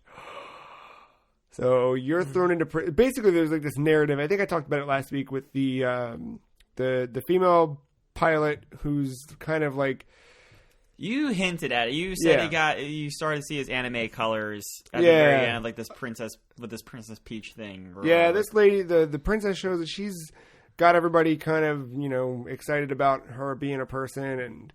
And there's another pilot who talks a lot about her grandfather and stuff like that, and she's kind of imprisoned. And then, but you're playing as a different character, and now I think that character is about to meet the girl who's in prison. And the girl who's in prison was just talking to people who was talking. Like, all the characters are starting to swirl together in a way now. Mingle. Yeah, exactly. We got a good Ace Combat mingling. But in the end, you're flying planes and shooting shit, and it's just fun to do that. But also the music, the soundtrack's really good. Like, it just fucking bops. It's a lot of fun. And in the continuing journey of what other weird shit can Joe play this week, the entire Shin Megami Tensei series is on sale on 3DS, thanks to Black Friday. Did you say 3DS? Yeah, that is correct, God. Matt. Get your 3DSs out. I wanted to play Shin Megami Tensei for a long time. And I tried with the Persona series and never really got super into... the only one I tried with Persona was 4. And never really got too far with it. Like, I did, but then I fell off, and it was hard to jump back in. Golden, though, right? Yeah, I was playing Golden on Vita. And the problem I had with that was everyone's like, "Oh, you on day 16, you have to do this, otherwise you're fucked." And I'm like, "Well, I'm on day 18, and I didn't do that on day 16, so I guess I'm fucked." And so that always kind of turned me off about those, and that's my own stupidity and whatever that I had to overcome. So I had been kind of poking through, literally, like, what was it, Thursday morning? No, Wednesday morning. Thursday morning. One of those mornings. I don't know. Some morning this week, I'm poking through. I was like, oh, I'm going to play. I don't even know what the fuck. I have no idea how I even got onto this track. Like, nothing. I don't know. I just was looking at stuff, and I found a couple games, and I was like sending bullshit to Marc. Like, I think I'm going to play this. I'm going to try this. And then like an hour went by, and the one I had been eyeing up that I was like, yeah, I'd buy that for $40. I know what it was. I remember exactly. I'm real sorry. Let me backtrack a little bit here. All right, here we go. I downloaded a demo 3 years ago. I downloaded a demo. Actually, 3 years ago, I did download a demo for Project Cross Zone 2. Oh, yeah. And I hadn't played it at all. And then this week, I was like, I don't even know why the fuck I played it this week. But I jumped in. I think I just wanted to fuck around on my 3DS. and I played that game and getting. Who says everyone? I'm gonna fuck around my 3DS this week. That's what most people say. The Saturn got me all fucked up. I don't know. Just coming back to present day slowly but surely. Yeah. But Project Cross Zone, it's everything. It's Namco, Sega, Capcom, and Project Cross Zone 2 actually integrates some Fire Emblem characters. So I played through all of that. Does it? Yeah, I didn't see them in the demo, but they are in there later on. Wow. Because it's developed by Monolith Soft, who's a subsidiary of Nintendo at this point in a way, sort of. And yeah, so I played through the demo, and it's just kind of a weird crossover RPG thing that's kind of tactics, not really, but they're like weird. It's strange. They're cool. You should try the demo. I think tactics are the right terminology for this. But I was playing it, and what sucks is, so it got delisted from the eShop. So I was kind of like poking around at the eShop after realizing it wasn't there, and like, well, what else is there? And it was like, there's all these Shin Megami Tensei games that, I've never scratched the surface of. And I was like, you know what? I'm going to put my money where my mouth is. I'm going to do this. I'm going to spend $40 on Shin Megami Tensei Strange Journey Redux. And then I kind of like got distracted or something. And then thankfully I did, because at noon, the Cyber whatever sale went up. And the game I was about to buy for 40 was on sale for 20. So I was like, all right, fucking. It's fate. Got to, right? Pull the trigger. And oh boy, let me tell you about Shin Megami Tensei Strange Journey Redux. Now, I don't know if everybody's going to have the patience for this game. And I say that as someone who has quite frankly been like, shit, do I have the patience for this game? But it's fucking cool. What is a Shin Megami Tensei game? I'm happy you asked. It is, so I think also what I'm playing right now is a little atypical of a traditional Megaten game, as they're known, of course. Oh, yeah.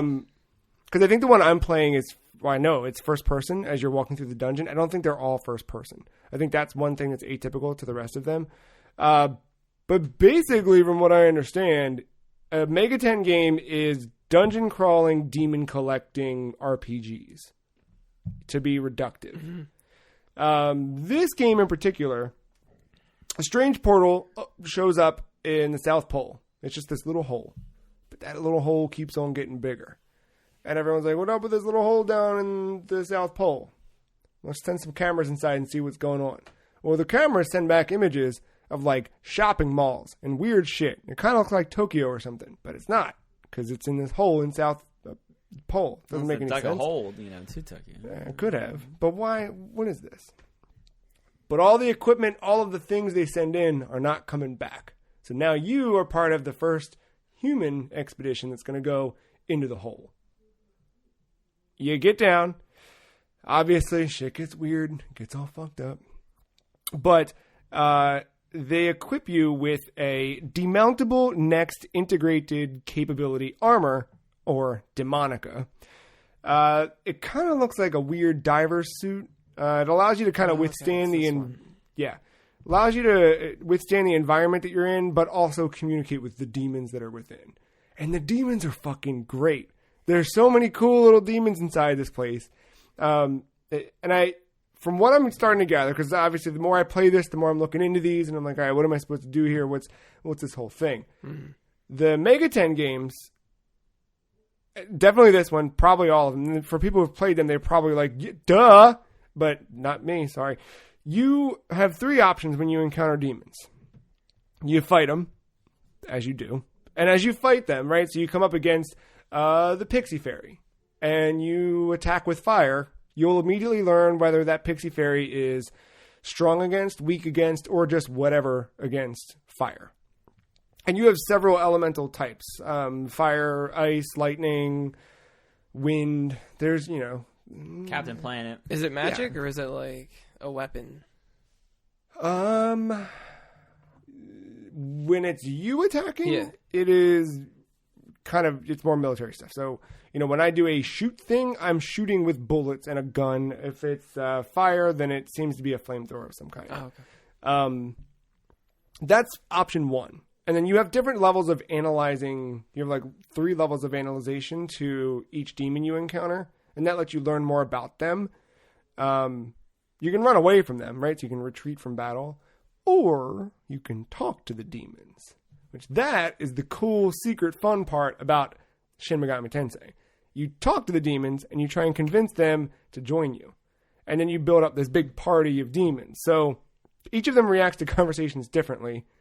Wildly differently. So you might have like, I don't know, you walk up and you're like, hey, what's up? And they just attack you right away. They're like, I don't like talking. Sorry. Some of them, they're really, really friendly. And they're like, oh, you're a human. You want to talk to me? That's cool. Let's talk. Let's be buds. Some of them, even the same ones, you're like, all right, I talked to that guy last time. I didn't quite get him to join me, but I bet we can be friends now. You go to talk to him. Whoops, it's a full moon. He's pissed off. He's going to attack. And it literally just says, it's a full moon. He doesn't want to hear you. The demon attacks. And you have to just fight him. It's cool. So you might get to a point, though, where you're able to convince them to join you. So you kind of talk to them, and they all ask you questions where they're just like, I don't know, why do you want to talk to me? You're like, and depending on the demon's personality, you have to give them the answer they kind of want to hear. And if you get to the point where you're like, well, they're like, okay, so what do you want? Because they ask you a couple gating questions, and eventually, if you've built enough rapport with that demon type, they'll be like, all right, what do you want? You're like, I want you to join me. They're like, okay, but I'm not going to do it for free. So can I have some money? And you're like, yeah, sure, here's some money. And they're like, all right, cool, but can I have some of your life? And you're like, yeah, sure. So they just take some of your health. And they're like, how about your magic? Give me some of your magic. You take some of their, you know what I mean? You're just like giving out resources. And then they'll like look through your inventory and be like, you got a couple of these beads. Can I have one of these beads? Because there's like revival beads and items. And you're like, okay, sure.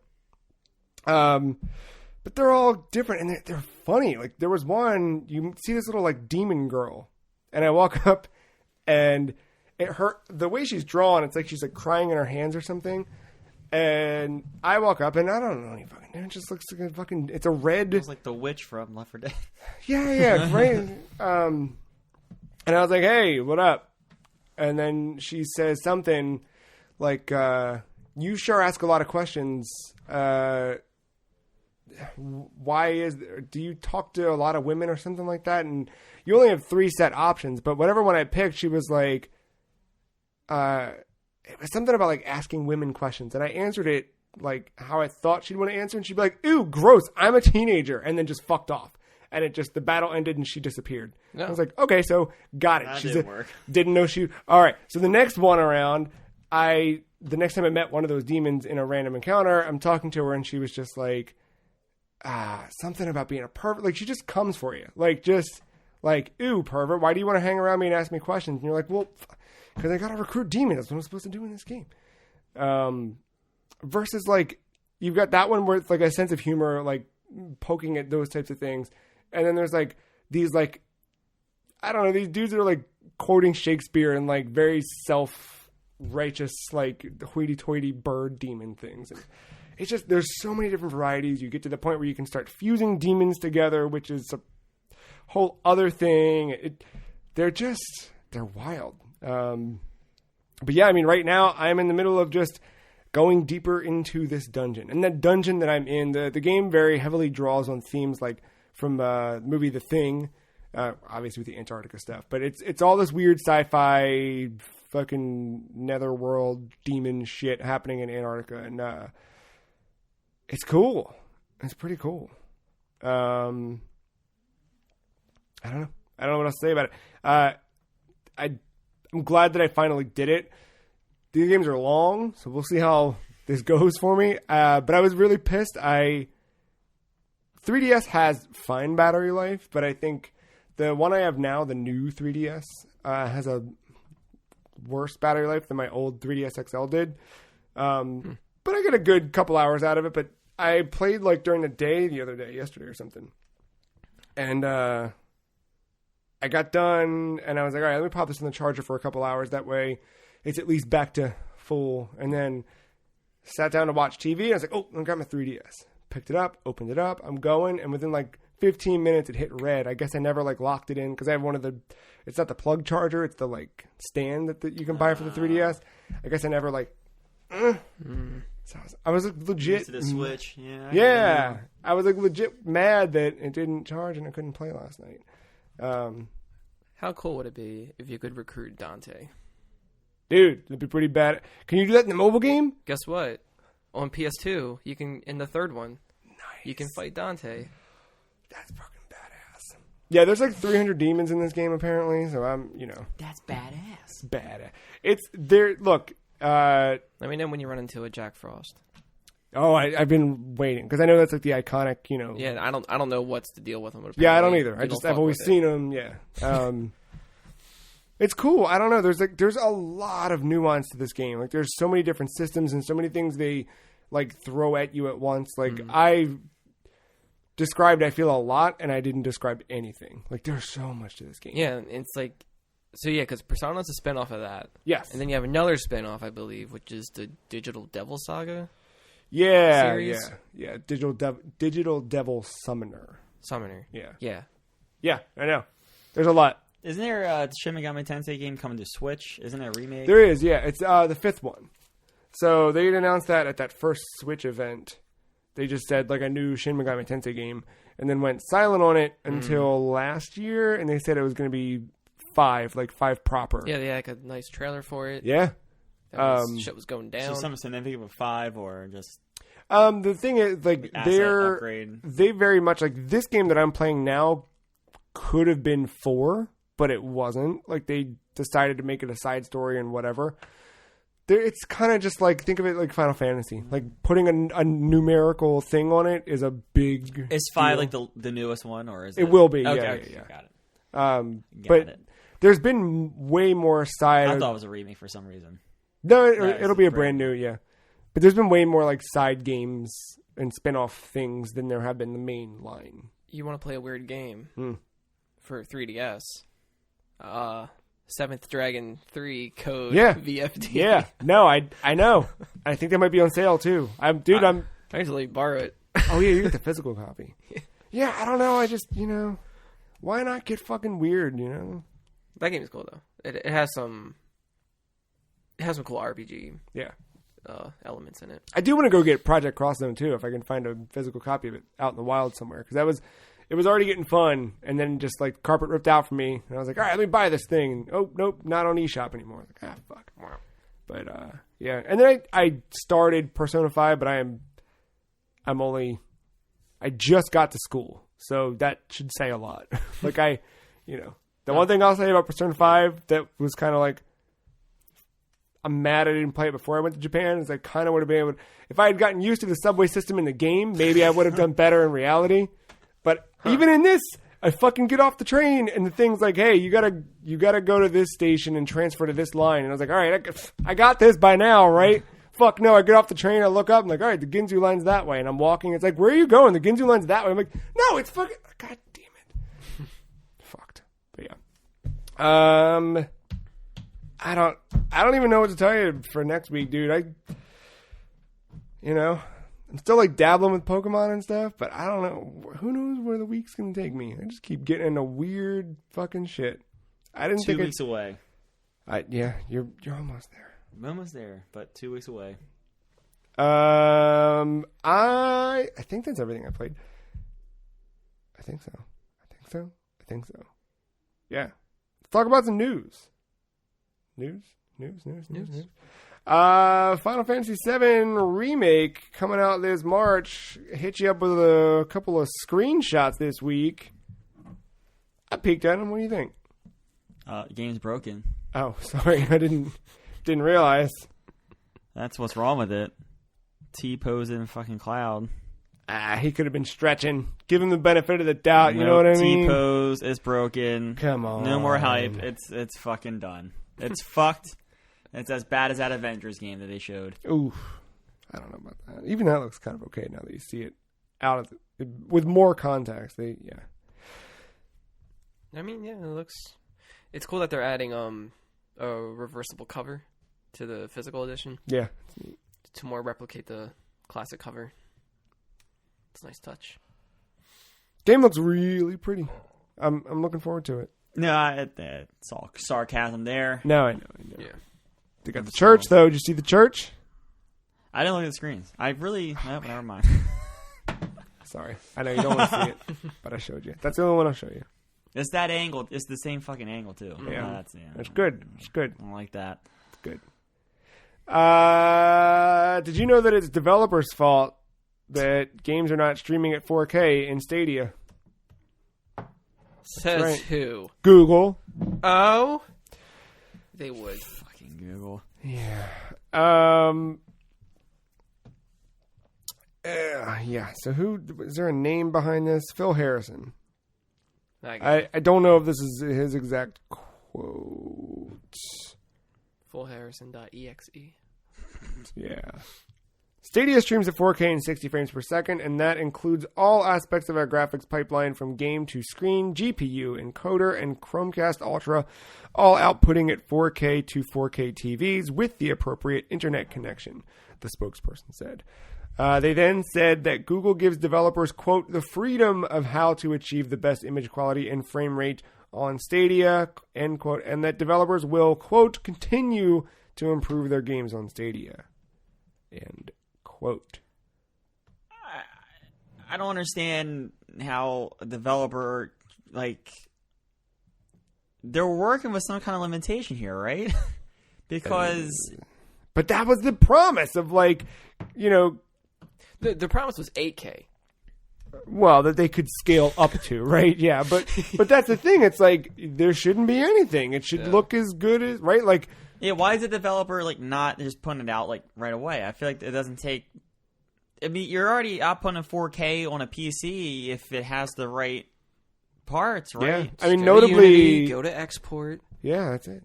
No, but I mean, notably, Destiny is one of the ones that looks like mediocre. It's running at, like, what are considered medium settings is kind of what people were equating it to. And but that game looks fucking great on PC. In fact, like, the PC port is one of the greatest successes of that stuff.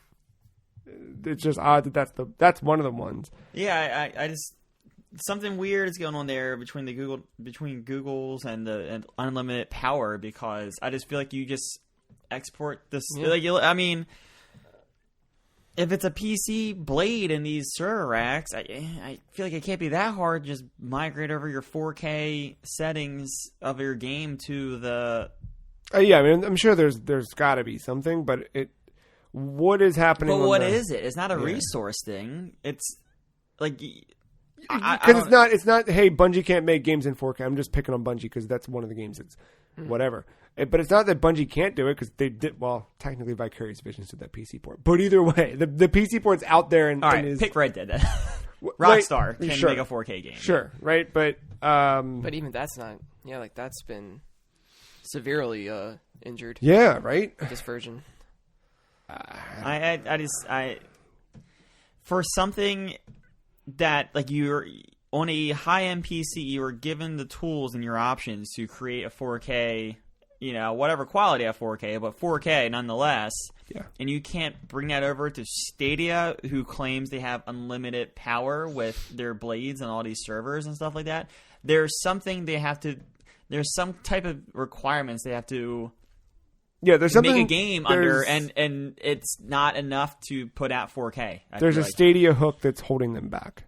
I don't think it's the developers. Yes, it's technically the developer's fault, but Sure. it's a maybe possible false advertisement by Google.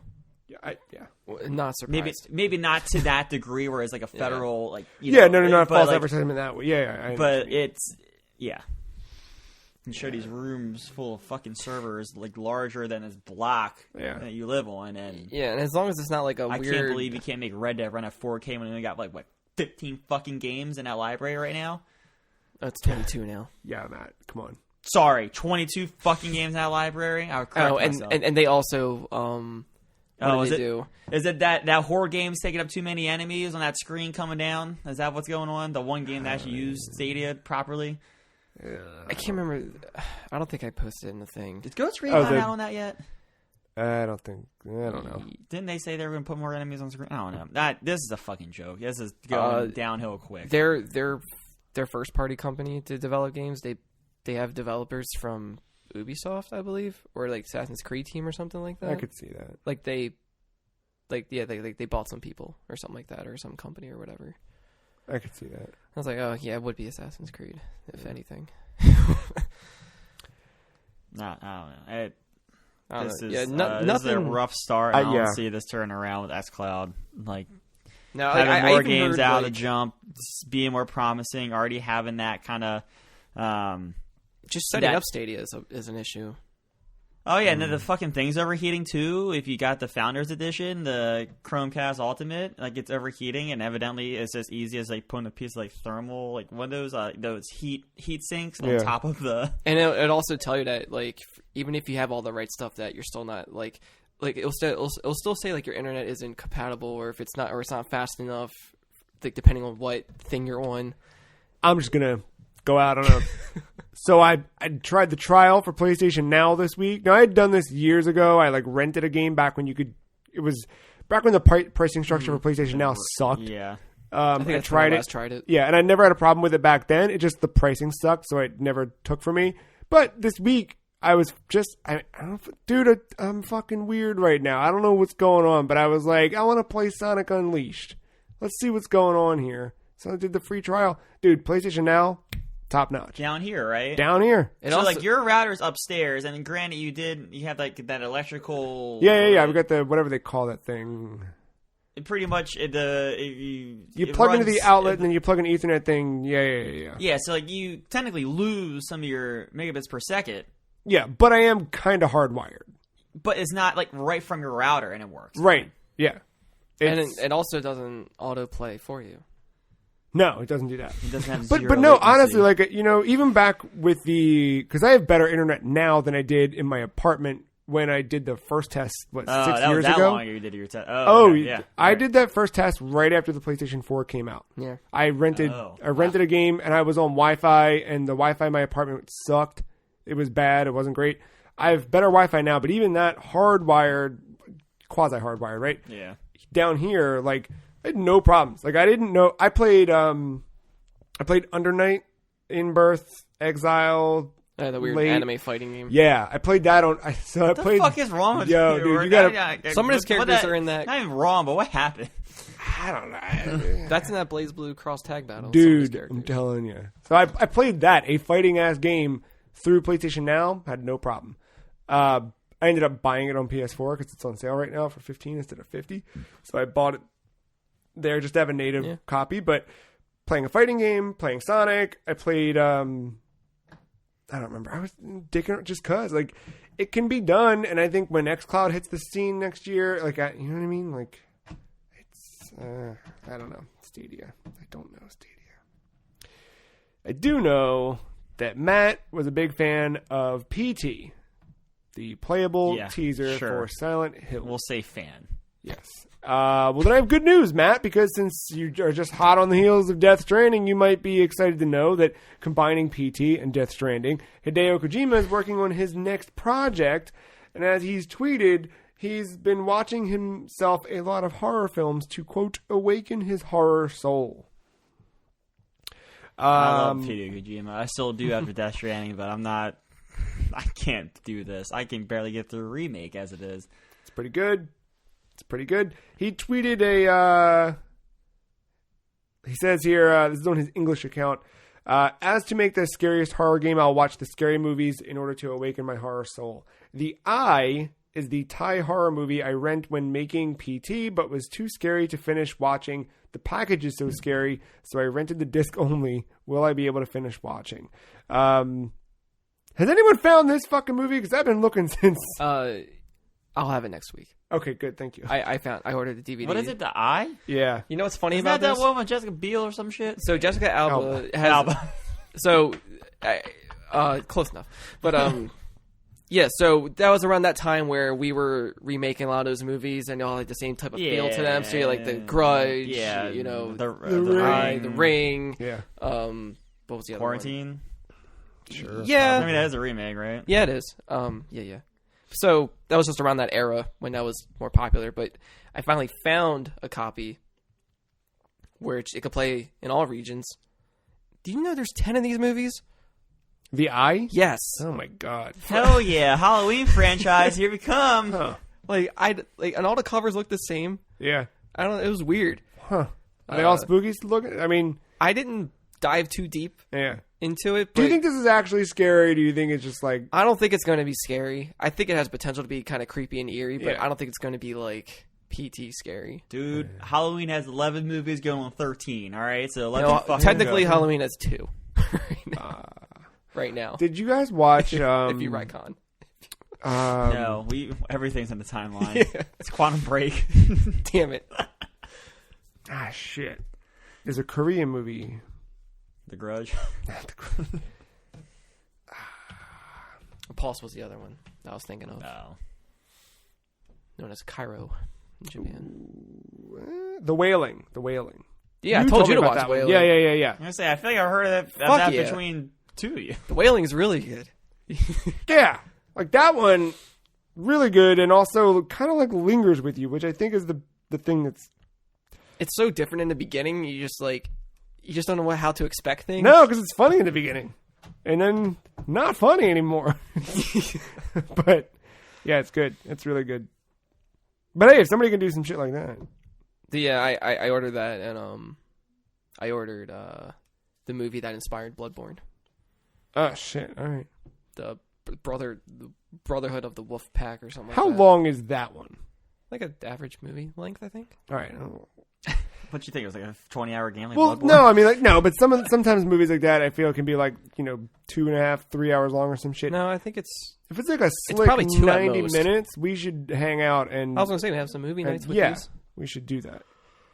We should definitely Are do they that. like subtitled? Is that what the deal is? No, you gotta learn Japanese, dude. No, I'm pretty sure it has English subtitles. How'd that work for you a few weeks ago? The Brotherhood movie, I think, Easy. is French, Yes, I remember that. Yeah. but I don't know if that has dubbing or not. But that one's a Blu-ray. Hey, man, I'm prepared to read some subtitles for a great movie because I saw Parasite a few weeks ago. Didn't everyone at the table see Parasite? I haven't yet. Oh, fucking, what a movie. I still need to see it. Team Liquid is now... Nigma! Yeah. That's a weird name, but, it's fine. This is who, Matt? Who are these folks? You, This is former Team Liquid. Remember, they, Kuroki, their captain, disbanded with Miracle, GH. Right. I can't remember the other members. It's been a while since I watched a Dota match. GH, not Matama Man, Mind Control, and then the fill-in for Matama Man, Weehas. They left Liquid, but they wanted to stay as a team, and Kuroki said they were going to make a team, and they finally announced that team via some Twitter teases, and then a full Twitter tweet announcing their new team, Nigma. There you go. And they are competing in the Dream League tournament that's going on right now. I don't think it's one of the I think it's a minor, but yeah. They beat OG in a 2-0 in a series. So OG, they're Won twice, two-time TI winners. Although OG does some things like, at least at this time of the year, where they give some of their team members some time off. They might not have their full team together. Sure. I had been off the Dota scene since TI, so I don't know a lot of the different movements that are going on. Thankfully. But I'll be back No, you don't have to. and probably in the spring/summer You to don't. fill you all in on that good Dota news. How about I fill you in on some VR news with a story that's been making the rounds this week? Phil Spencer has confirmed that VR is not a focus of the upcoming next-gen project.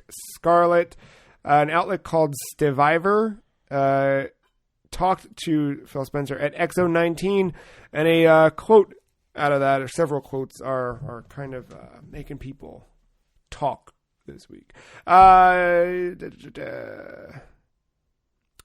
They referred to a quote back in 2016 where Phil Spencer said that VR would come to Xbox One X when it didn't feel like, quote, demos and experiments.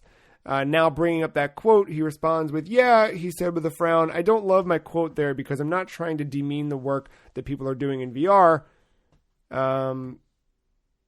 He says, I have some issues with VR. It's isolating, and I think of games as a communal kind of together experience. We're responding to what our customers are asking for, and nobody's asking for VR. The vast majority of our customers know if they want a VR experience, there's places to go get those. We see the volumes of those on PC and other places. I think we might get there eventually, he concluded, but yeah, that's not where our focus is. So, yeah. And then, of course, they had asked about, is this a money thing? You know, and he said, yeah, nobody's selling millions and millions of VR units. Which, I get that. yeah, I mean, if you want VR, you know where to go and get one. Like everything he's saying makes sense business-wise, right? The shifts that I think Xbox has made in the latter part of this generation have shaped them to enter the next one pretty strong. Stuff like Game Pass is kind of... I don't think he's heard of Sports Bar VR. You want to talk about? I think that was part of his demo experience. No, man, that game ain't a demo. that game. No, I mean, there actually are multiplayer VR games. No, But I don't think it's.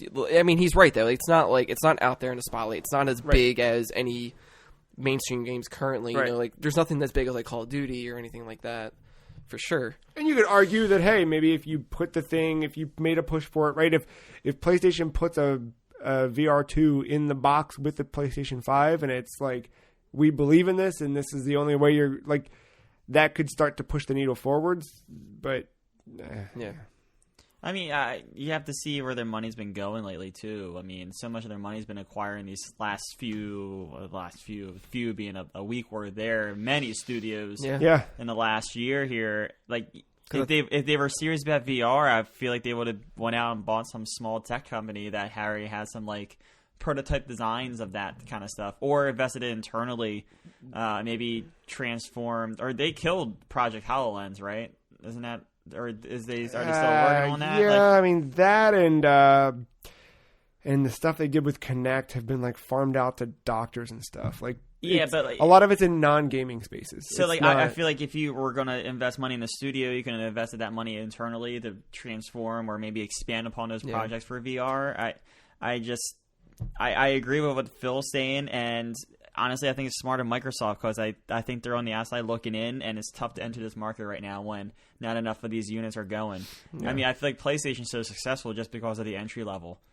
And I say successful loosely, right? Yeah. You know, like you just said, like you just mentioned. Like, there they're are not some moving millions and millions.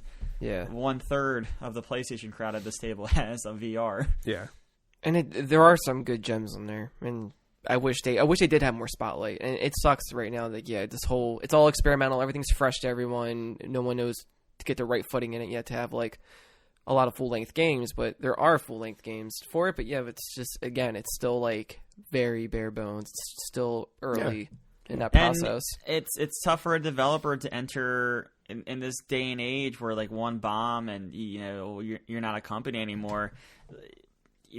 You put something out in VR where you kind of have to have everyone buy it to make it a success, and it's tough to ask. And you can ask Sony London or whatever that question with Riggs. No, what was that? Yeah, that sounds right. Yeah, I mean, ask them, and they went under. You know, after that came out and bombed on VR. So it's a tough ask, and that's why you have to get your big publishers behind it. And a game like Resident Evil 7. And a game like Half-Life Alyx that's coming out, like you already got one. Now you're about to get two. I think a lot of VR, just like how Steam transformed the whole industry with Half-Life 2, I think a lot is going to go behind what not Steam, Valve ultimately does with Half-Life Alyx and how that determines the market.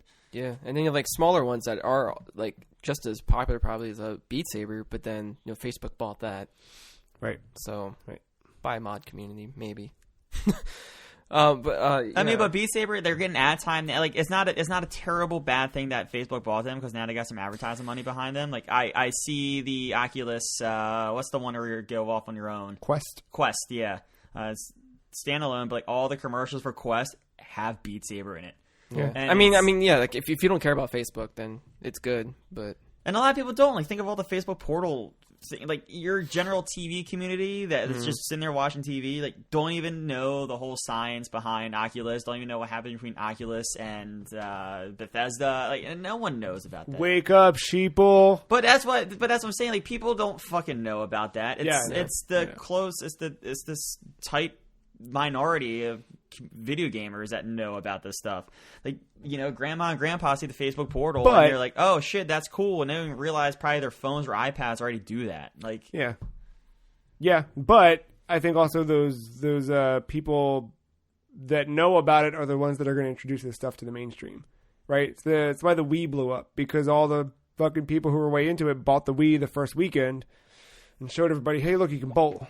And then everybody ran out and grabbed one and yada, yada, yada. yeah, but then I don't know. I kind of argue that because now that Facebook's got some money behind the Quest, like I've never seen more Quest commercials than now leading up to the holiday and people looking for a cool gadget gift. It's not, you know, relatively not that expensive compared to a PlayStation console or something like that. You don't need a computer. And or then, anything. like, I don't know, my sister saw fucking Beat Saber being played. She's like, what the hell is that? I'm like, it's like the VR version of Guitar Hero. But with your lightsaber. She was like, oh, weird. And I was like, yeah, weird, but it's kind of blowing up here. There is a Rock Band game for VR. But if anybody... This isn't really related to this topic in a way. I just wanted to give a shout out to the Astrobot. Yeah, no. Sony, though. Think of it. Yeah. Sony first party. Like, Dude, you know, it's an awesome making platformer. Something for... That's also a full-length game? Yeah, it's at Sony trying to put a piece of software that's full-fledged out to push their product. And that's what you need more. You need more of the big publishers doing it because the market's the market's kind of flooded with this stuff. Those little small little sports bar experiment things. Yeah. And it's weird because like those kind of games, they could probably take a strain on you physically, and they try to limit how much you're exposed to at a time. And I think there are a lot of health concerns. That's probably why a lot of them are that short. But yeah, I think as far as Microsoft goes, yeah, I mean, like I agree with Phil because I think their biggest weak point right now is not having a lot of first party stuff like exclusives, and that's what like everybody rags on them about. Right. So I guess, you know, acquiring all these companies, I think they need to really take care of that first before they can even consider doing other platforms or. And then, whatever. But then, you know, they have it's weird because their weakness made their strength, right? Yeah. Because they weren't able to put so many first party games out like that, they just were like, well, fuck it, let's just put on Game Pass. And now Game Pass, they were able to when you focus, combine with all the work they've been doing with third party publisher, and then you add in like every 6 months a Gears or an MCC, because just think Reach is right around the corner. Yeah. Next week. So Tomorrow. Yeah.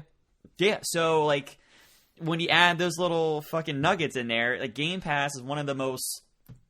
I mean, we all think. Do we all? No, you don't do the $15 one, but me and you. Yeah. But you still have Game Pass. Yeah. But like, Stop playing Quantum Break. Yeah.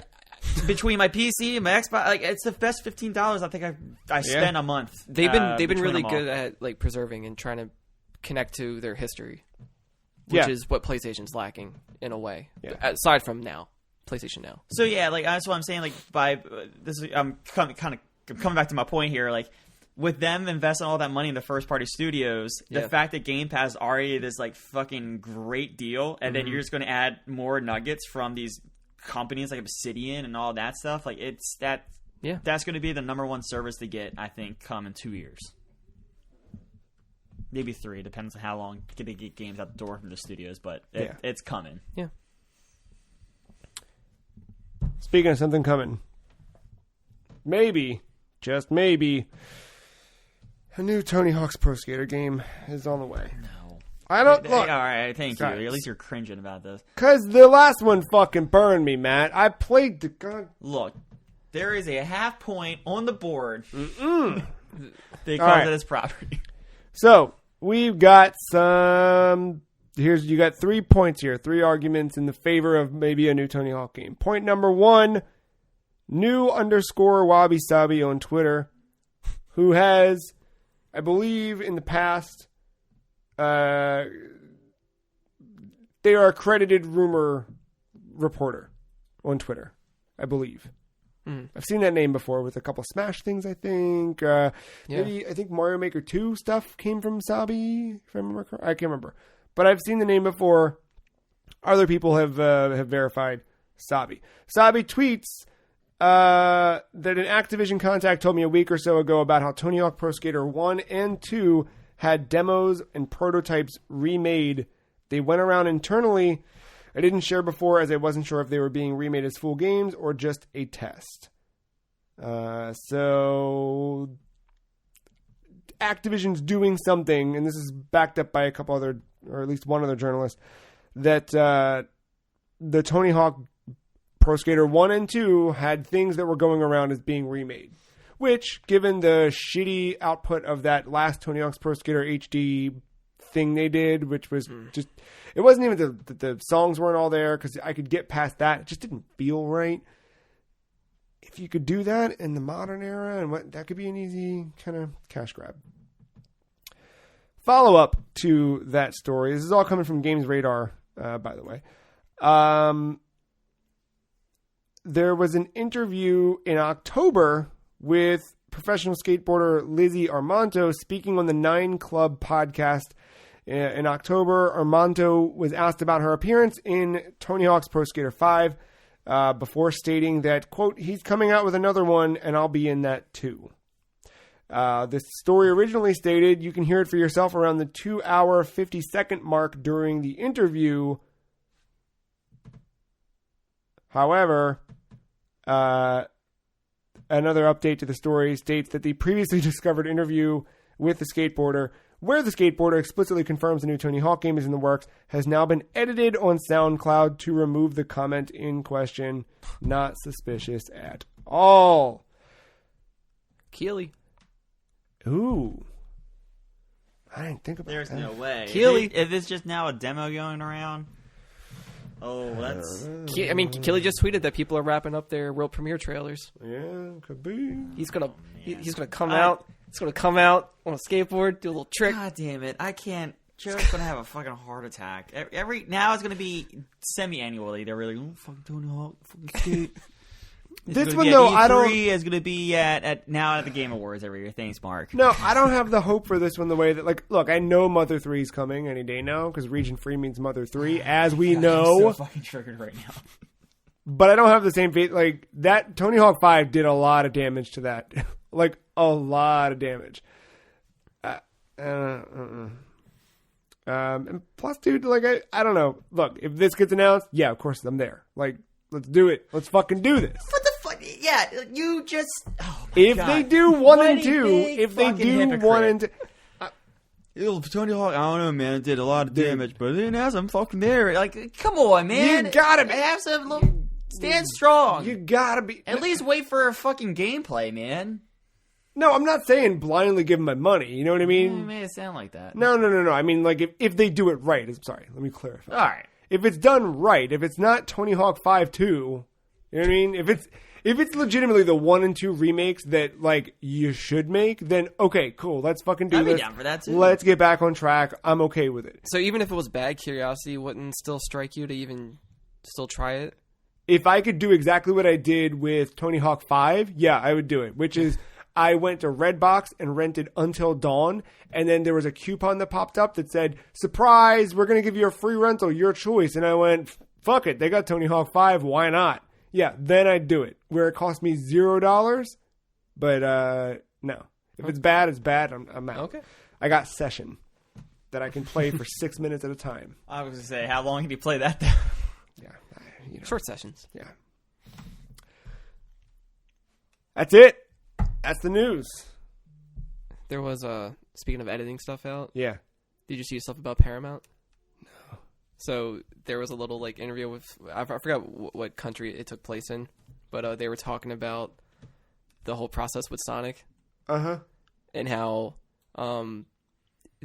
because of the way they've done Transformers and Ninja Turtles, they went that way with the design, thinking it was going to be okay to the majority. And then obviously it backfired. So, and what was it? It was like the design team and animation team were not talking to each other about this, yeah. and like there's higher ups had all the control with that. Right, right. They wanted it to be more of the Ninja Turtles approach, Yeah. or the Transformers, where it's They thought they'd be okay, so it wasn't like a stunt. Yeah. Which is what I thought, because like look Yeah. at Ninja Turtles, that Yeah. like that was okay for them for some Right. reason. That was okay. That's why you shouldn't let these. But since that has appeared, they've been telling people to actually take that down, Oh wow. like that whole information. Yeah, they don't want to see that. So like Tails Channel and all that stuff, they were they were told to like by Paramount to Mm-hmm. yeah. Wow. Well, look, if you want to speak up and we want the real Sonic back, Yeah. go to my Twitter page. Go to My Matt's pin Twitter tweet. page. You can go to all of our Twitter pages. The Free Cheese is at Some Free Cheese. Mark is at Og_Mental. Matt is at MattyIce131, and I am at The Free Cheese. We got a week. We got a week. We all playing. You got a week. I'm gonna play Shin Megami Tensei. Strange Redux. And Persona a little bit. I don't know, man. I'm getting weird. Fuck it. You know what I mean? Can't wait. Yeah. I'm so close. Yeah. I think I'm gonna mess with Steam Yeah. or Itch.io or something. Yeah, you were Just telling me like- you were itching for some itch. I bought the back rooms. What's the back room? You're just exploring back rooms. All right, yeah. This is That's where- it.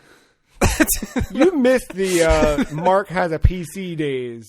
You think he shows up with some trademark shit now. Boy. That's where it came from. Yeah. Now that he knows that itch.io is a thing, I played a game called The Seven Whispers this week. You wait. It'll be all sorts of weird shit. You've got to go around and you'll see. It'll be fun. Hey, you gonna wrap up Star Wars? Yeah, I'm going to wrap up Star Wars. Honestly, that will probably be up before we even put this out. Yeah. I was gonna revisit Resident Evil 2, but then I saw that I uninstalled it a while ago, and I was like, all right, whatever thoughts I had with it, just going with it. Yeah. Thought I would want a refresher. I still need the after party, man, before the day comes where we have to record. Which may or may not be next week. Yeah, maybe. Well, time will tell. I think that's it.